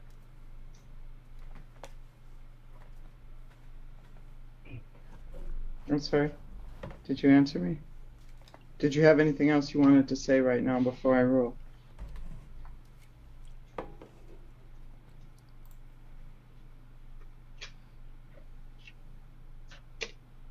Hi, Cass. You want to come up here? Come on. All right, then, in regard to the matter, I've noted Mr. Sinclair's objections. He's objecting to the authority of the court over I don't his think he's person. stalling. I just think he genuinely thinks that he can stop this with his sovereign citizen stuff. He thinks if he doesn't answer, then he's not consenting. He's wrong, of course. Over his name, over essentially any association with the court system. Cass is the rarest kitty to show up on stream. She is shy, but today she wanted to say hello to everyone. Adamantly referred to his name. He's insisted he's not the named defendant. I swear to God, these cats must think I'm fucking crazy, because, like, we have a room that's, like, a spare bedroom, if anyone, you know, is over. But most of the time it's basically the cat's room, because we don't really go in there much, you know, it's a bed and, a cat tree and like some litter boxes for them and stuff. So basically it's their room. Across from the office here where I do my streaming is the cat room. So they just lay in there a lot of the time, and I come in here almost every day and just talk at a screen for hours, and they have no idea what the fuck I'm doing. So these cats must think I'm goddamn insane. I just sit here and I make noises at this light box for 3 hours at a time. Did I see that Meat Crayon made an Andrew Tate thing? I didn't. I'll have to check it out.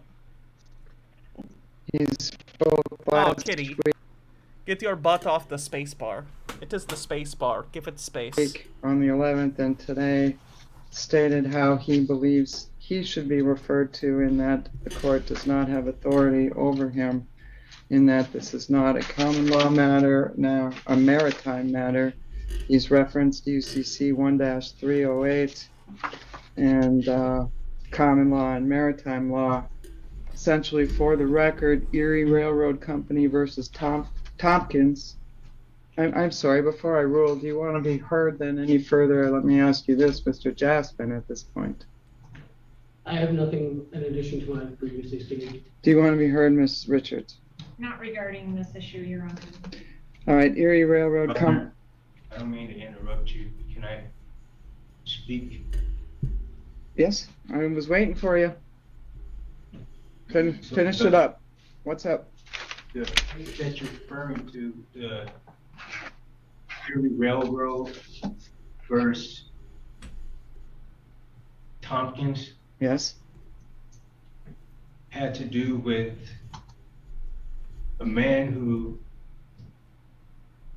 got hit by some type of object from the train.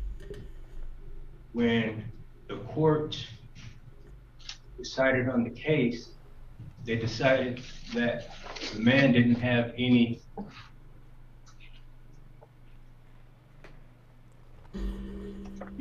to stand on to bring the Erie Railroad Court into the attention, because the Erie Railroad was a corporation and Tompkins was addressed as... Hold on a minute.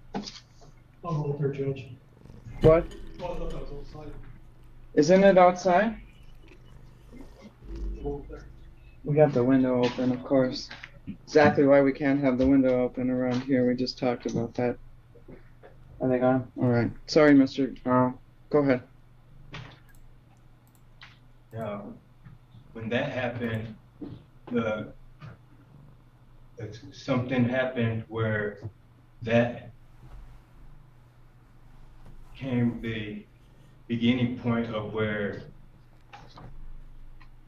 corporations was mixed with law, and they blended the corporation together with the law.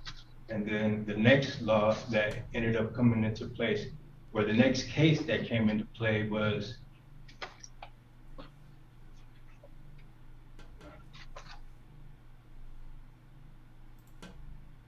Tyson versus, it's Tyson versus, and I don't know if you have a reference to these cases, but this changed the way that the court addressed corporations and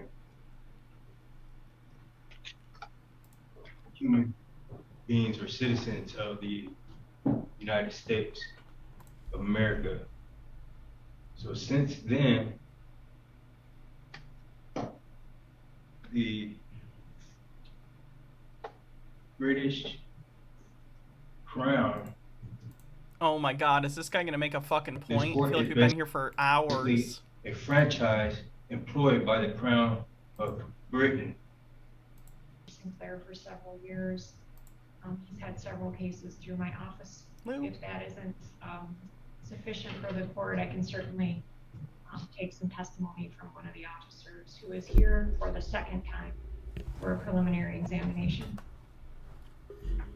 All right, then, for the record, I am going to, as I state, note Mr. Sinclair's objections I am finding that the person before the court who is seated next to Mr. Jaspin at counsel's table and dressed in orange and white is in fact Damien Sinclair, Antonique Dante Sinclair, as identified by prosecutor Ms. Richards.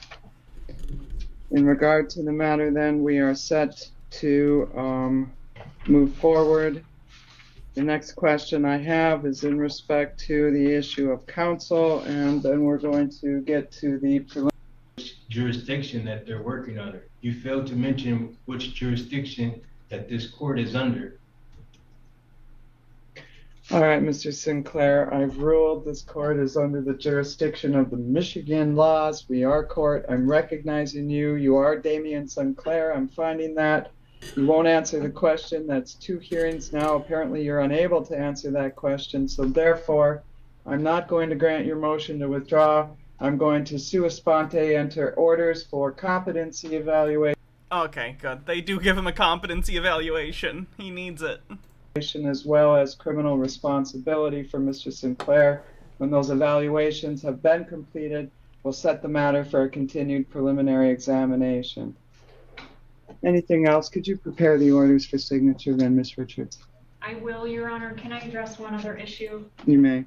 I apologize for the timing of this, Your Honor. Unfortunately, we have no control over how quickly the lab, the State Police Crime Lab operates, but we did receive a second lab report yesterday concerning 2 of the 4 substances that were seized.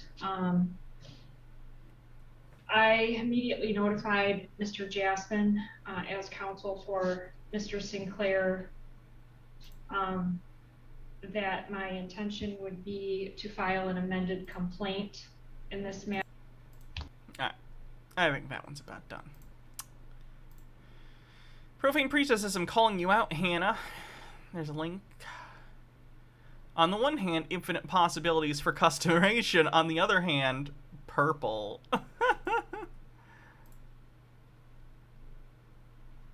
Save. Perfect.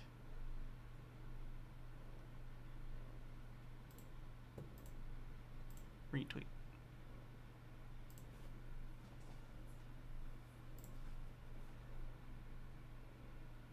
Charge for a plea under advisement to disorderly conduct, Your Honor. Your Honor, we're just going to ask that this court would consider time served pursuant to the plea. I believe Mr. Williams, when he picked up these charges, it triggered a probation violation. He served 21 days on that probation violation, and I believe you closed it out. We just ask if you would consider taking that as a package, Your Honor.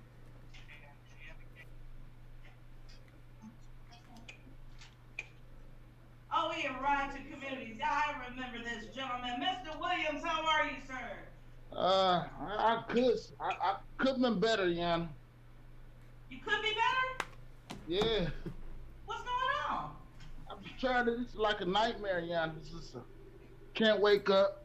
And this situation has really got me like messed up in the head. This supposed to be taken care of. Hello? Yes, I'm listening to you. This supposed to be taken care of when my probation got closed out in Wayne County. No, this is a new charge because you came to community service intoxicated. They charged. Oh no! Showed up to community service drunk. Probably don't do that. When you're going to the punishment for another crime, don't show up drunk. Oh, the kitties are gonna chase each other now. Charged you for being Lou's done being on stream. She's going to be terrorized by her sisters and brother. Sister and brother. Disorderly in public. That's right. Police got 2 charges. You blew a .15 at community service. He blew a .15? I mean, I guess if you're going to be picking up trash by the side of the highway, you might as well vibe while you're doing it, right? Throw on a crime podcast, pretty fucking buzzed, just... Dr. Gamble says, I take it back. This guy. Oh god, what's this? This guy is unfucking believable. Can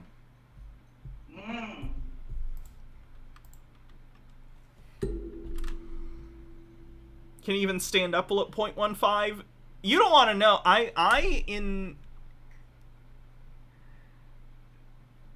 In my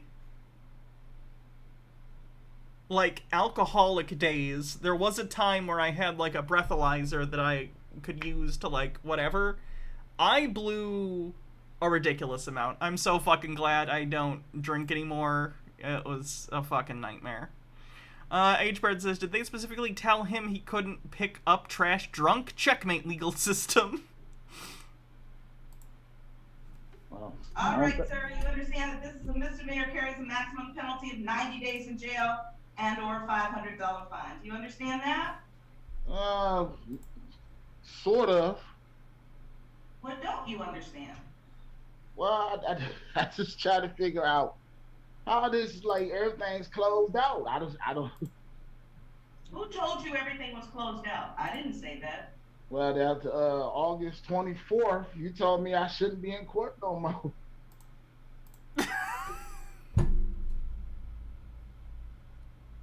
She meant to stop breaking the law.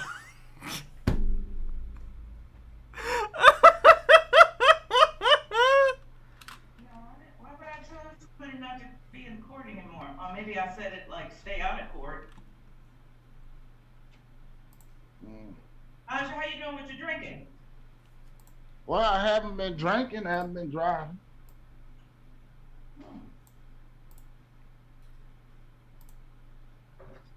Nothing over the holidays? Nope. My doctor advised me not to consume any type of alcohol. Okay. Okay. Yeah. Because I have to believe, Mr. Williams, no one would show up to community service intoxicated unless they really have a problem and cannot help themselves. Of course, you understood that you were putting yourself in further trouble. By the way, if anyone out there is struggling with like alcohol addiction, I would encourage you to seek help.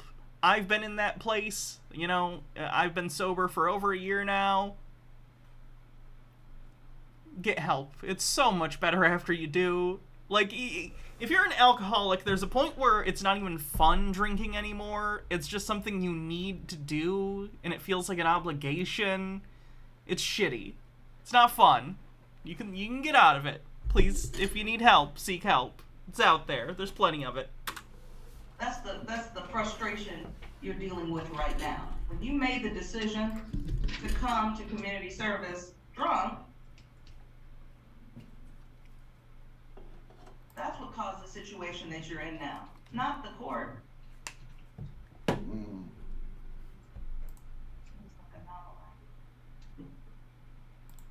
So here we go.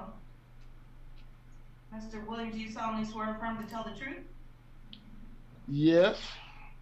All right, taking your attention back to August 4th, 2021. I remember it like it was yesterday. It was a beautiful day that day. Remember it. And before I could even get out of my car, my staff came up to me and said, somebody here on community service, we think he's drunk. And I had to take immediate action because I didn't want you to hurt yourself on our property, and then we have a lawsuit. So I remember that morning. Do you remember that morning? Well, I remember. No, Your Honor, I was very drunk. Again, as you stated earlier, I blew a .15, so the last thing I remember. Later than that, I got up there around like, what, 12 or 1. Huh? You said you got up at 12 or 1. No, I got up to 22nd, the police department around like 12 or 1. Yeah. Was that 12 or 1? Was it in the afternoon? No.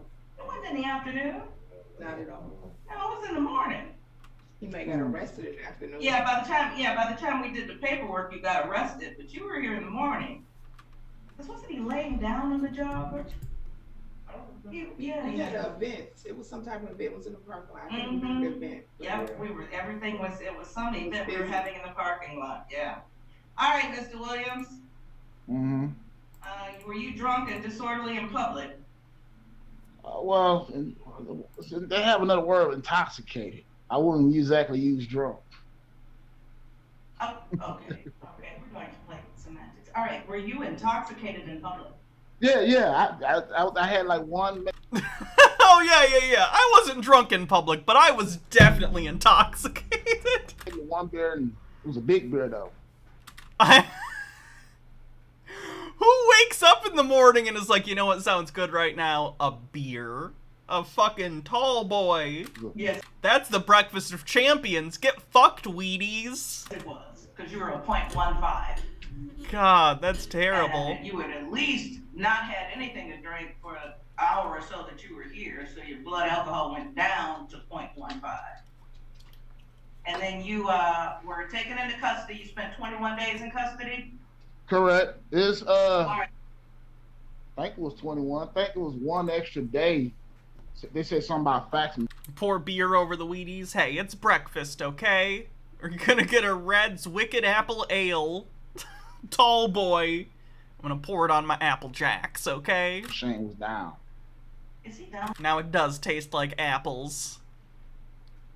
And gasoline. I closed everything out. Okay, I closed everything out on that other case that you were doing the community service for. I closed that out. Yep. On this case, I'm gonna give you credit for the 21 days and close you out. And hopefully, we don't have to meet again under these circumstances, Mr. Williams. Okay, that sounds good to me. Jesus. I'm glad you approved. Now, before I let Mr. Williams go, he doesn't have anything else pending here. We're gonna double check. I find, Mr. Williams, that folks who are struggling with alcohol, their memory isn't as clear, but they always want to argue with me about what they have and what I said, and I'm like, okay, I'm not gonna really rely on your memory. That's the only thing, Judge. Okay, now, this case is the only thing that you have pending. I'm closing it out. The other case is closed.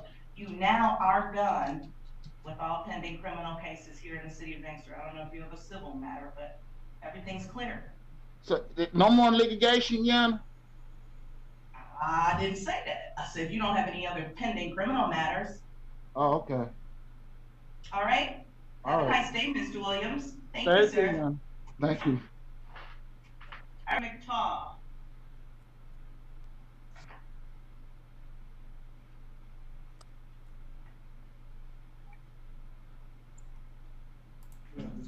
Mr. Rucker, can you hear me, sir? Mr. Rucker? Yes. All right. Good morning, sir. Tell me your full name. Terrence Rucker. Okay. Mr. Rucker, probation department says that she wasn't able to email you a copy of the report that I'm using to sentence you. Do you have a valid email? No. Okay. Yeah, I called you like 3 times yesterday, Mr. Rucker.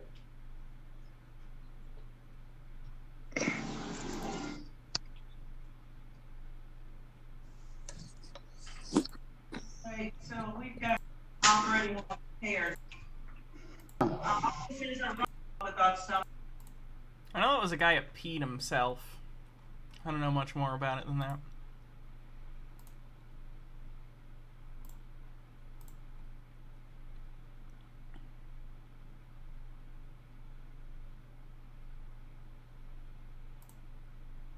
Here's the courtroom, Karen. All right, our next case is case number 224C0352. Lucy Jameson Silverio versus Dutch Boy Pinks. Are the parties present in this matter? I am. You would Yes, be. sir. Ma'am, identify yourself, please. Oh, I'm Lucy Jemison Silveria. All right. And do we have a representative from Dutch Boy Pinks? We do. My name's Mike Santora. Okay, Mr. Santora. Just make a note of that.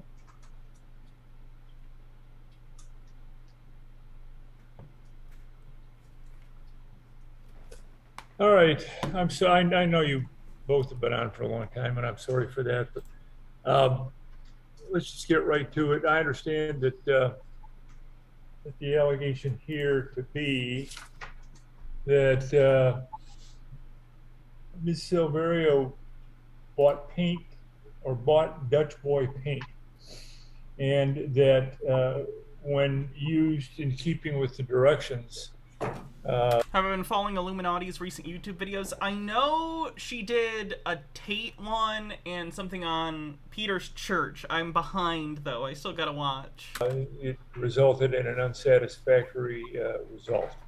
Does that about sum it up, ma'am? Yes, very unsatisfactory. Okay. I'm going to swear you both in because I want to take some testimony from both of you. Would you please both raise your right hands?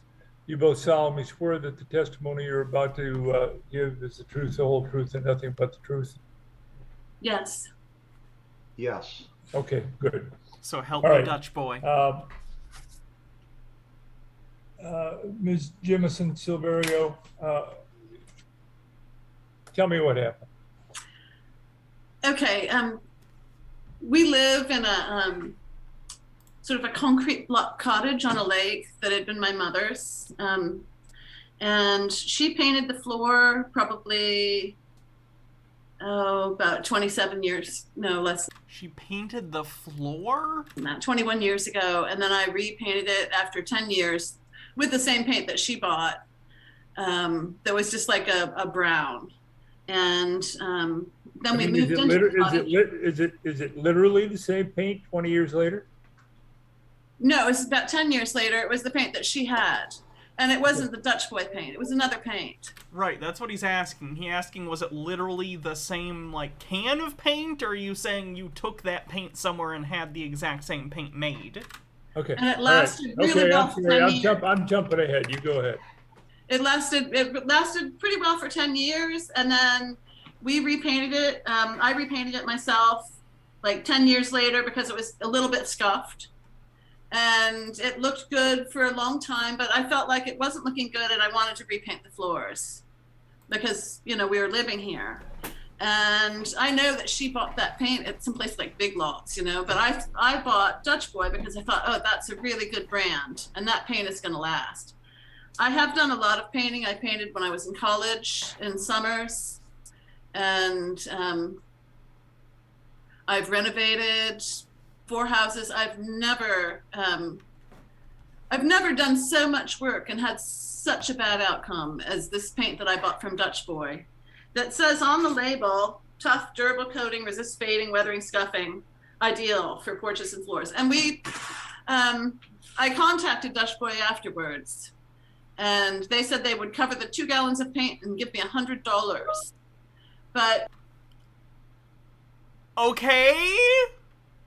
So they offered you your money back plus extra money. That sounds like an ideal situation for you, right? What? Then you can go out and get different paint if you want different paint. Go get different paint. I had bids. The only place that I could find, I was hoping when they heard what happened that they would come and repair it somehow. You know, because you can't paint on top of a paint that's like that. You think it's wood floors? If you paint over hardwood floors, may God have mercy on your soul. I understand if you have a garage or a basement with a concrete floor and you want to paint it. If you have hardwood floors and you fucking paint them, what are you doing? What's wrong with it? What's wrong with the paint? It doesn't stick to the floor. It has bad adherence. I couldn't believe it. We painted the floor. I had to argue. Okay, but they offered the money, so what's the issue? With my husband to get him to agree to do it. He's like, oh, we were traveling to California. And I said, let's paint before we leave so that it can dry up really well before we come back. And he said, oh, that's so stressful. We're going to the airport. But I finally got him to agree. We went around I got rid of the dog a day early, set up to stay at a hotel. We went around on our hands and knees and sanded the floor and washed the floor. I hadn't done nearly as good a job when I recoated with the brown paint that my mother had bought after 10 years of that paint. Then wiped down the floor, then painted with the Dutch boy paint. We painted ourselves right out the door. Came back from California. I put down the suitcase on the floor and it scraped it. Here's the floor. Look at this. I don't know what you can see exactly, but I can take my fingernail and go like this and peel it up. See that? Okay. All right, I got you. All right. What do you claiming? You had some contact with Dutch Boy. What did they say? They said, well, they tried to figure out how it was our fault. I ended up sending him a sample. I don't need snarkiness here. I just need the facts. What did they say? They said that they would give us the cost of 2 gallons of paint and $100. Did they offer an explanation? They said that it wasn't their responsibility, kind of, and then they agreed. They agreed to, but they are. I don't understand the issue, because they already offered you the money back for the paint plus extra money. What do you think is actionable here? Citisaurus says, my bedroom floors were painted white with flowers on it when I was a kid. The house was super old and someone else had already painted the wood floors before we moved in. It was kind of weird to have it instead of carpet. Agreed to take a paint sample, which I sent them, and then they said, oh, it's because you didn't clean the floors well. But we really cleaned the floors. And even on this gallon of paint, that I never returned the paint to Menards where I bought it. Because I thought... Don't shop at Menards. They're awful to their employees, and they're sued over it constantly. Don't go to Menards. They're dog shit. H. Baird says, this is like when people put recipes online, those stories they put before the recipes that goes on, only more obnoxious. Yeah.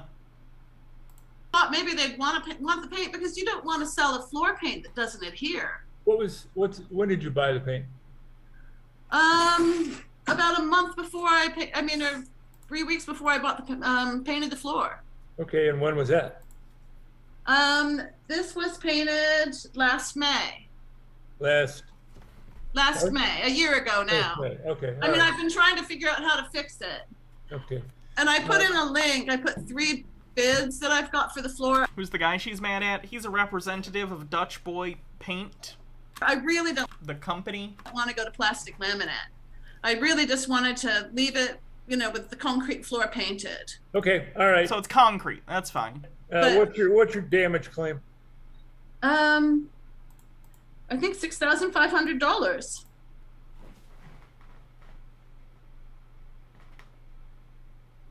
Did the paint dissolve your concrete? What the what? I need to hear how she justifies that price point. How much? $6,500. The Gator Guard. No, listen to me. Even the judge is like, come on. Isn't this small claims court? What the fuck? That's just the simple maximum you can claim. I need proof of what your she's citing the maximum for this court. Damages are. Okay, look at the link. You can't just throw out a number and say, "Oh, those are my damages." No, those are. Did you see the link of the bids that I got? I got bids to have the floor. I'm just asking you a very simple question. The bids? The amount of your damages and how you calculated them. I calculated my damages by the amount that it would cost to have. She thinks the damages should be them paying professionals to come and repaint her floor for her. I don't think that's how that works. Something done to the floor that doesn't look horrible. My floor looks horrible. Do you have estimates from painters? Yeah, one is a painter. They said they'd have to take all the paint up. The estimate from the painting place was $7,437. And we had to move all the furniture. And that was from a company named Gator Guard. There's a link that I put in the chat box so that you can see the 3 I'm bid. not dealing with any links. I have a paper file in front of me, so.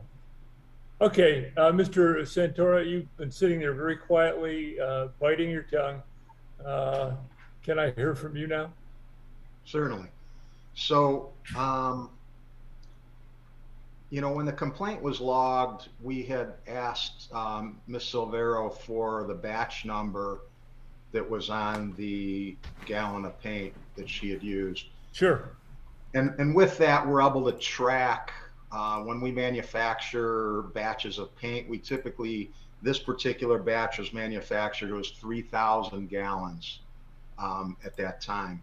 I'm guessing there were no other issues with other people buying that particular batch of paint, or at least not an abnormal amount. When I gotta imagine, just statistically, with any product you put out, there's gonna be a not insubstantial amount of crazy people who are gonna call and complain no matter what. But I'd imagine there was not an above average number of complaints of the paint. we manufacture that batch, we test it for certain characteristics to make sure that it's within specification of our formula. And it was. The other thing that we looked at was any complaints in the system that were related to this batch number. This was the first and only complaint of. Oh my God, she was the one. She's the one crazy person. Any kind related to the batch. You know, having said that, we had asked for some information on square footage, amount of product used, and do you have that square footage in front of you? What I was given was 630 square feet. Okay, so we're talking about a room, not a house. Yeah. Yes, are you listening? Is this judge listening? I can show you. Yeah, well, tell me. Well, it's this room, which is our like a living room. Okay, kitchen. that's all I needed to know. It's And then it goes in here, and it's You have concrete floors in your living room? That fucking sucks. bathroom. And then you go in here, and this is a room She tried to do all this. that it used to be a bedroom, but we put a stair. Did she try to do all this with 2 things of paint? Because I think that's not enough. She probably did a layer that's way too thin. And we call it the pass-through, and it's like a pantry. Okay, I want to go So back to it's Mr. Okay, I'm it's those going 3 back to rooms. Mr. Santora now. Mr. Santora, go ahead. Okay, so at the time we were shown a receipt for 1 gallon. Ms. Silvero had said she had purchased 2, but we only saw a receipt for the 1. At 630 square feet, that product basically goes about 400 square feet per gallon. So she did it way too thin. Case dismissed. Bring in the dancing lobsters. Depending on the texture and porosity.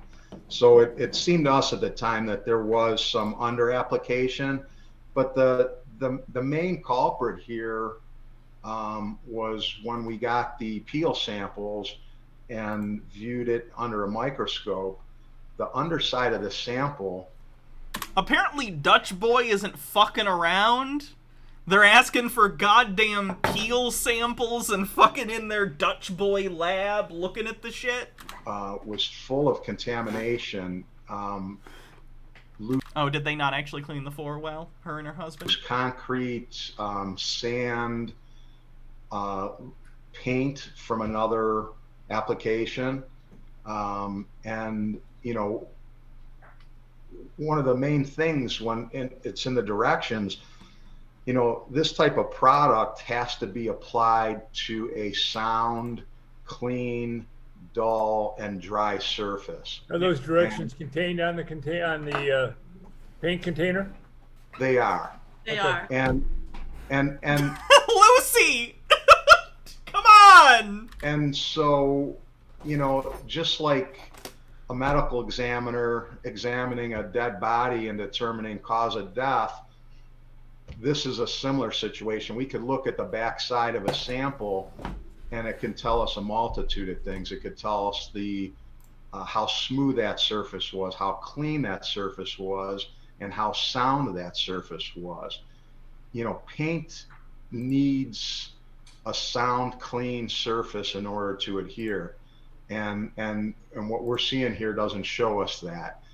And as far as the paint sticking to a plastic paint can or the piece of paper on top of the can, that's not an approved surface, and that's not a good indication of adherence. Is how well it adheres to the top of the paint can. Okay, thank you. All right. This is the best commercial for Dutch Boy paint you've ever seen. I don't know anything about paint, so I don't even know if Dutch Boy's good. I think last time I had to buy paint, got whatever the Home Depot brand is, Bear or something like that. Ma'am, anything further on your part? Yes. I did really clean the floor well. And the paint that I had done... Doesn't sound like it. No, it doesn't sound like it from what he's saying. But actually, I've done a lot of painting, and I'm not lying. And the brown paint that had been painted before looks so much better than this paint that was on, even still.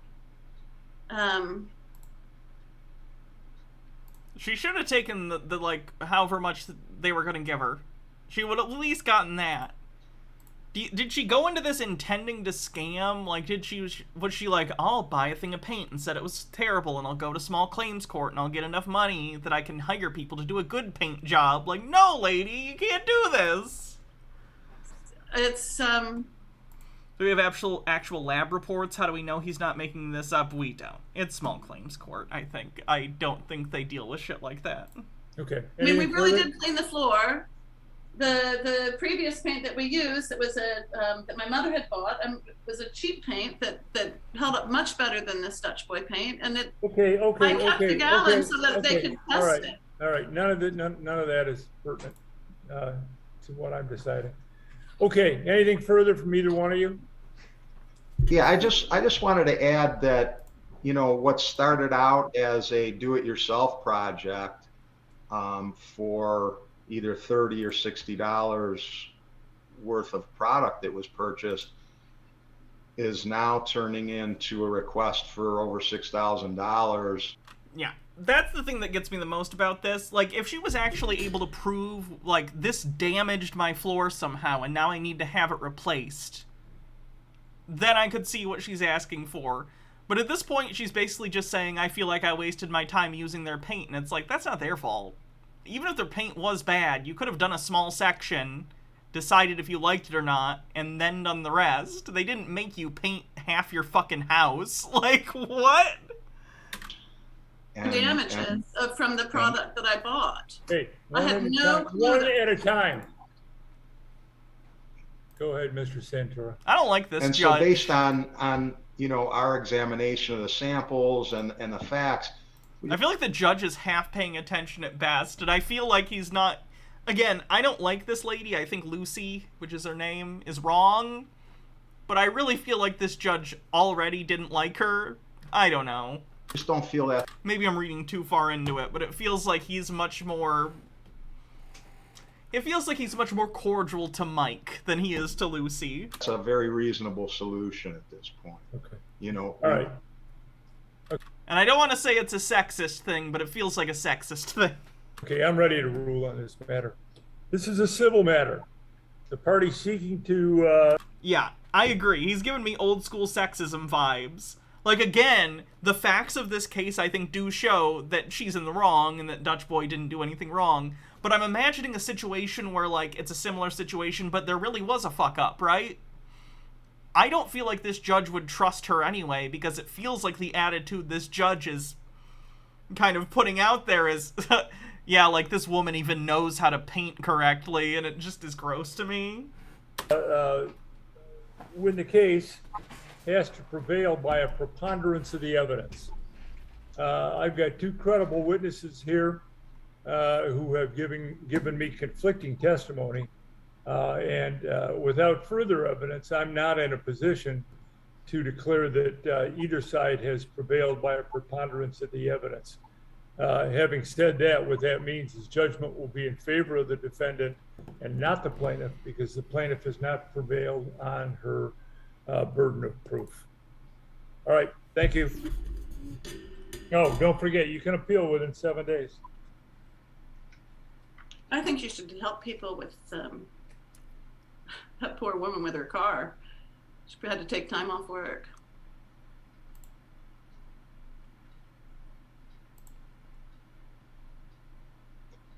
Thank you. Jesus Christ. Alright, let's do a quick cleanse, and then we'll call it a night. We're gonna do a Columbo cleanse.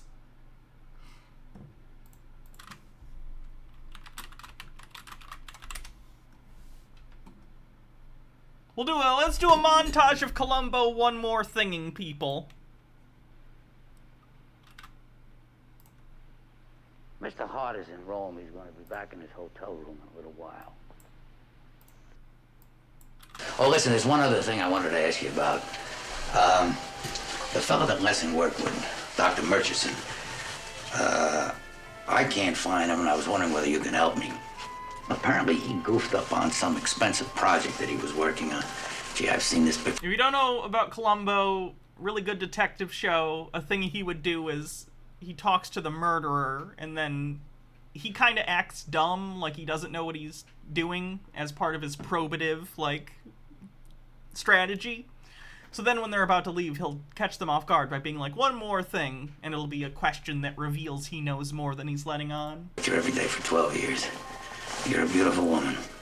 At any rate, I've got Dr. Murchison's telephone number, and I've called him, but haven't had any luck. Can you help me? Well, just try the nearest saloon. I'm sure that's the only place he's welcome anymore. Oh, there's one more thing, sir. Mr. Hart is in Rome. He's going to be back in his hotel room in a little while. Before I talk to him, were you really playing chess the other night? Lieutenant, let's get it straight right now. I was not with Leo Hart the other night. But I wasn't busy killing my wife either. Oh, one other thing. In regard to your practice of recording people's comments after the screening, what is that, like a question and answer period? I mean, the people in the audience, they raise their hands and they ask questions, and you stand up there on the stage and answer them? No, usually we meet in the lobby. We discuss the film there, and I record their comments. That's all. Oh, you do it in the lobby? Yes. Oh, fine.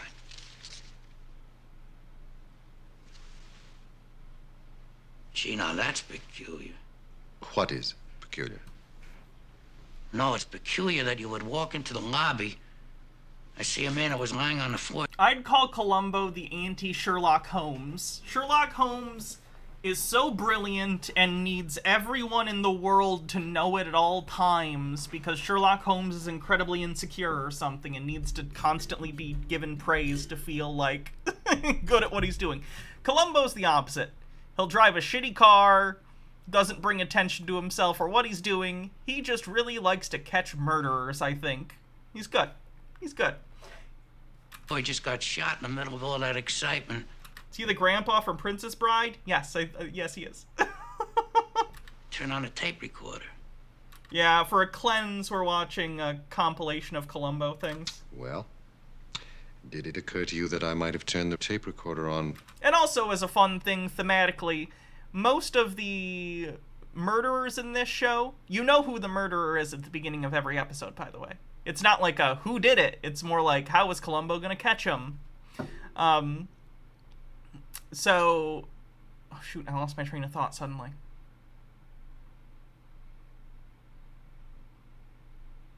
Oh, the murderers are generally wealthy people or people with influence, and Columbo's kind of a working class dude. So that's pretty satisfactory watching him take down rich assholes. Before I went into the lobby, before I ever saw the body. As a matter of fact, I think I turned it on directly after screening. Well, that explains it. Thank you very much. Oh, one more thing. The next time you see Mrs. O'Connor, will you tell her something for me? My nephew won 2 prizes the other day. Second prize for a needlepoint contest. First prize for weightlifting. Oh, doctor? Yes? One more thing. I was just curious whether there was anyone around here that you know of that might have a motive to do this kind of thing to Professor Nicholson. Who else was involved? It's a couple from El Monte, Mr. and Mrs. Morgan. Why? Well, you see, I didn't know, I just wasn't sure whether it was just one person in the other car or whether there was more than one. And no, I was just telling your attorney that I wasn't sure whether there was just one person in the other car or whether there was more than one. And when you said that you were relieved that those people, more than one, when you were relieved that those people called your insurance man, I thought maybe the blackout was starting to clear up and you were beginning to remember what happened. Perhaps he is. Subconsciously. That's probably it. His subconscious. One other thing, Mrs. Halpern. The Caldwell house that's on the next block, is it? Yes, right across the street. Number 1278. Yeah, I know the address. I was there this morning. I was just trying to visualize the proximity. Thank you.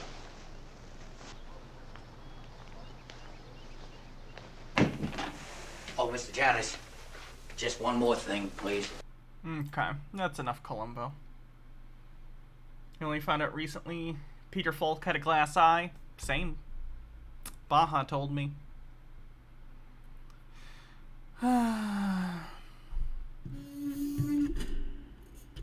Alrighty, let's do a raid. Who will we raid?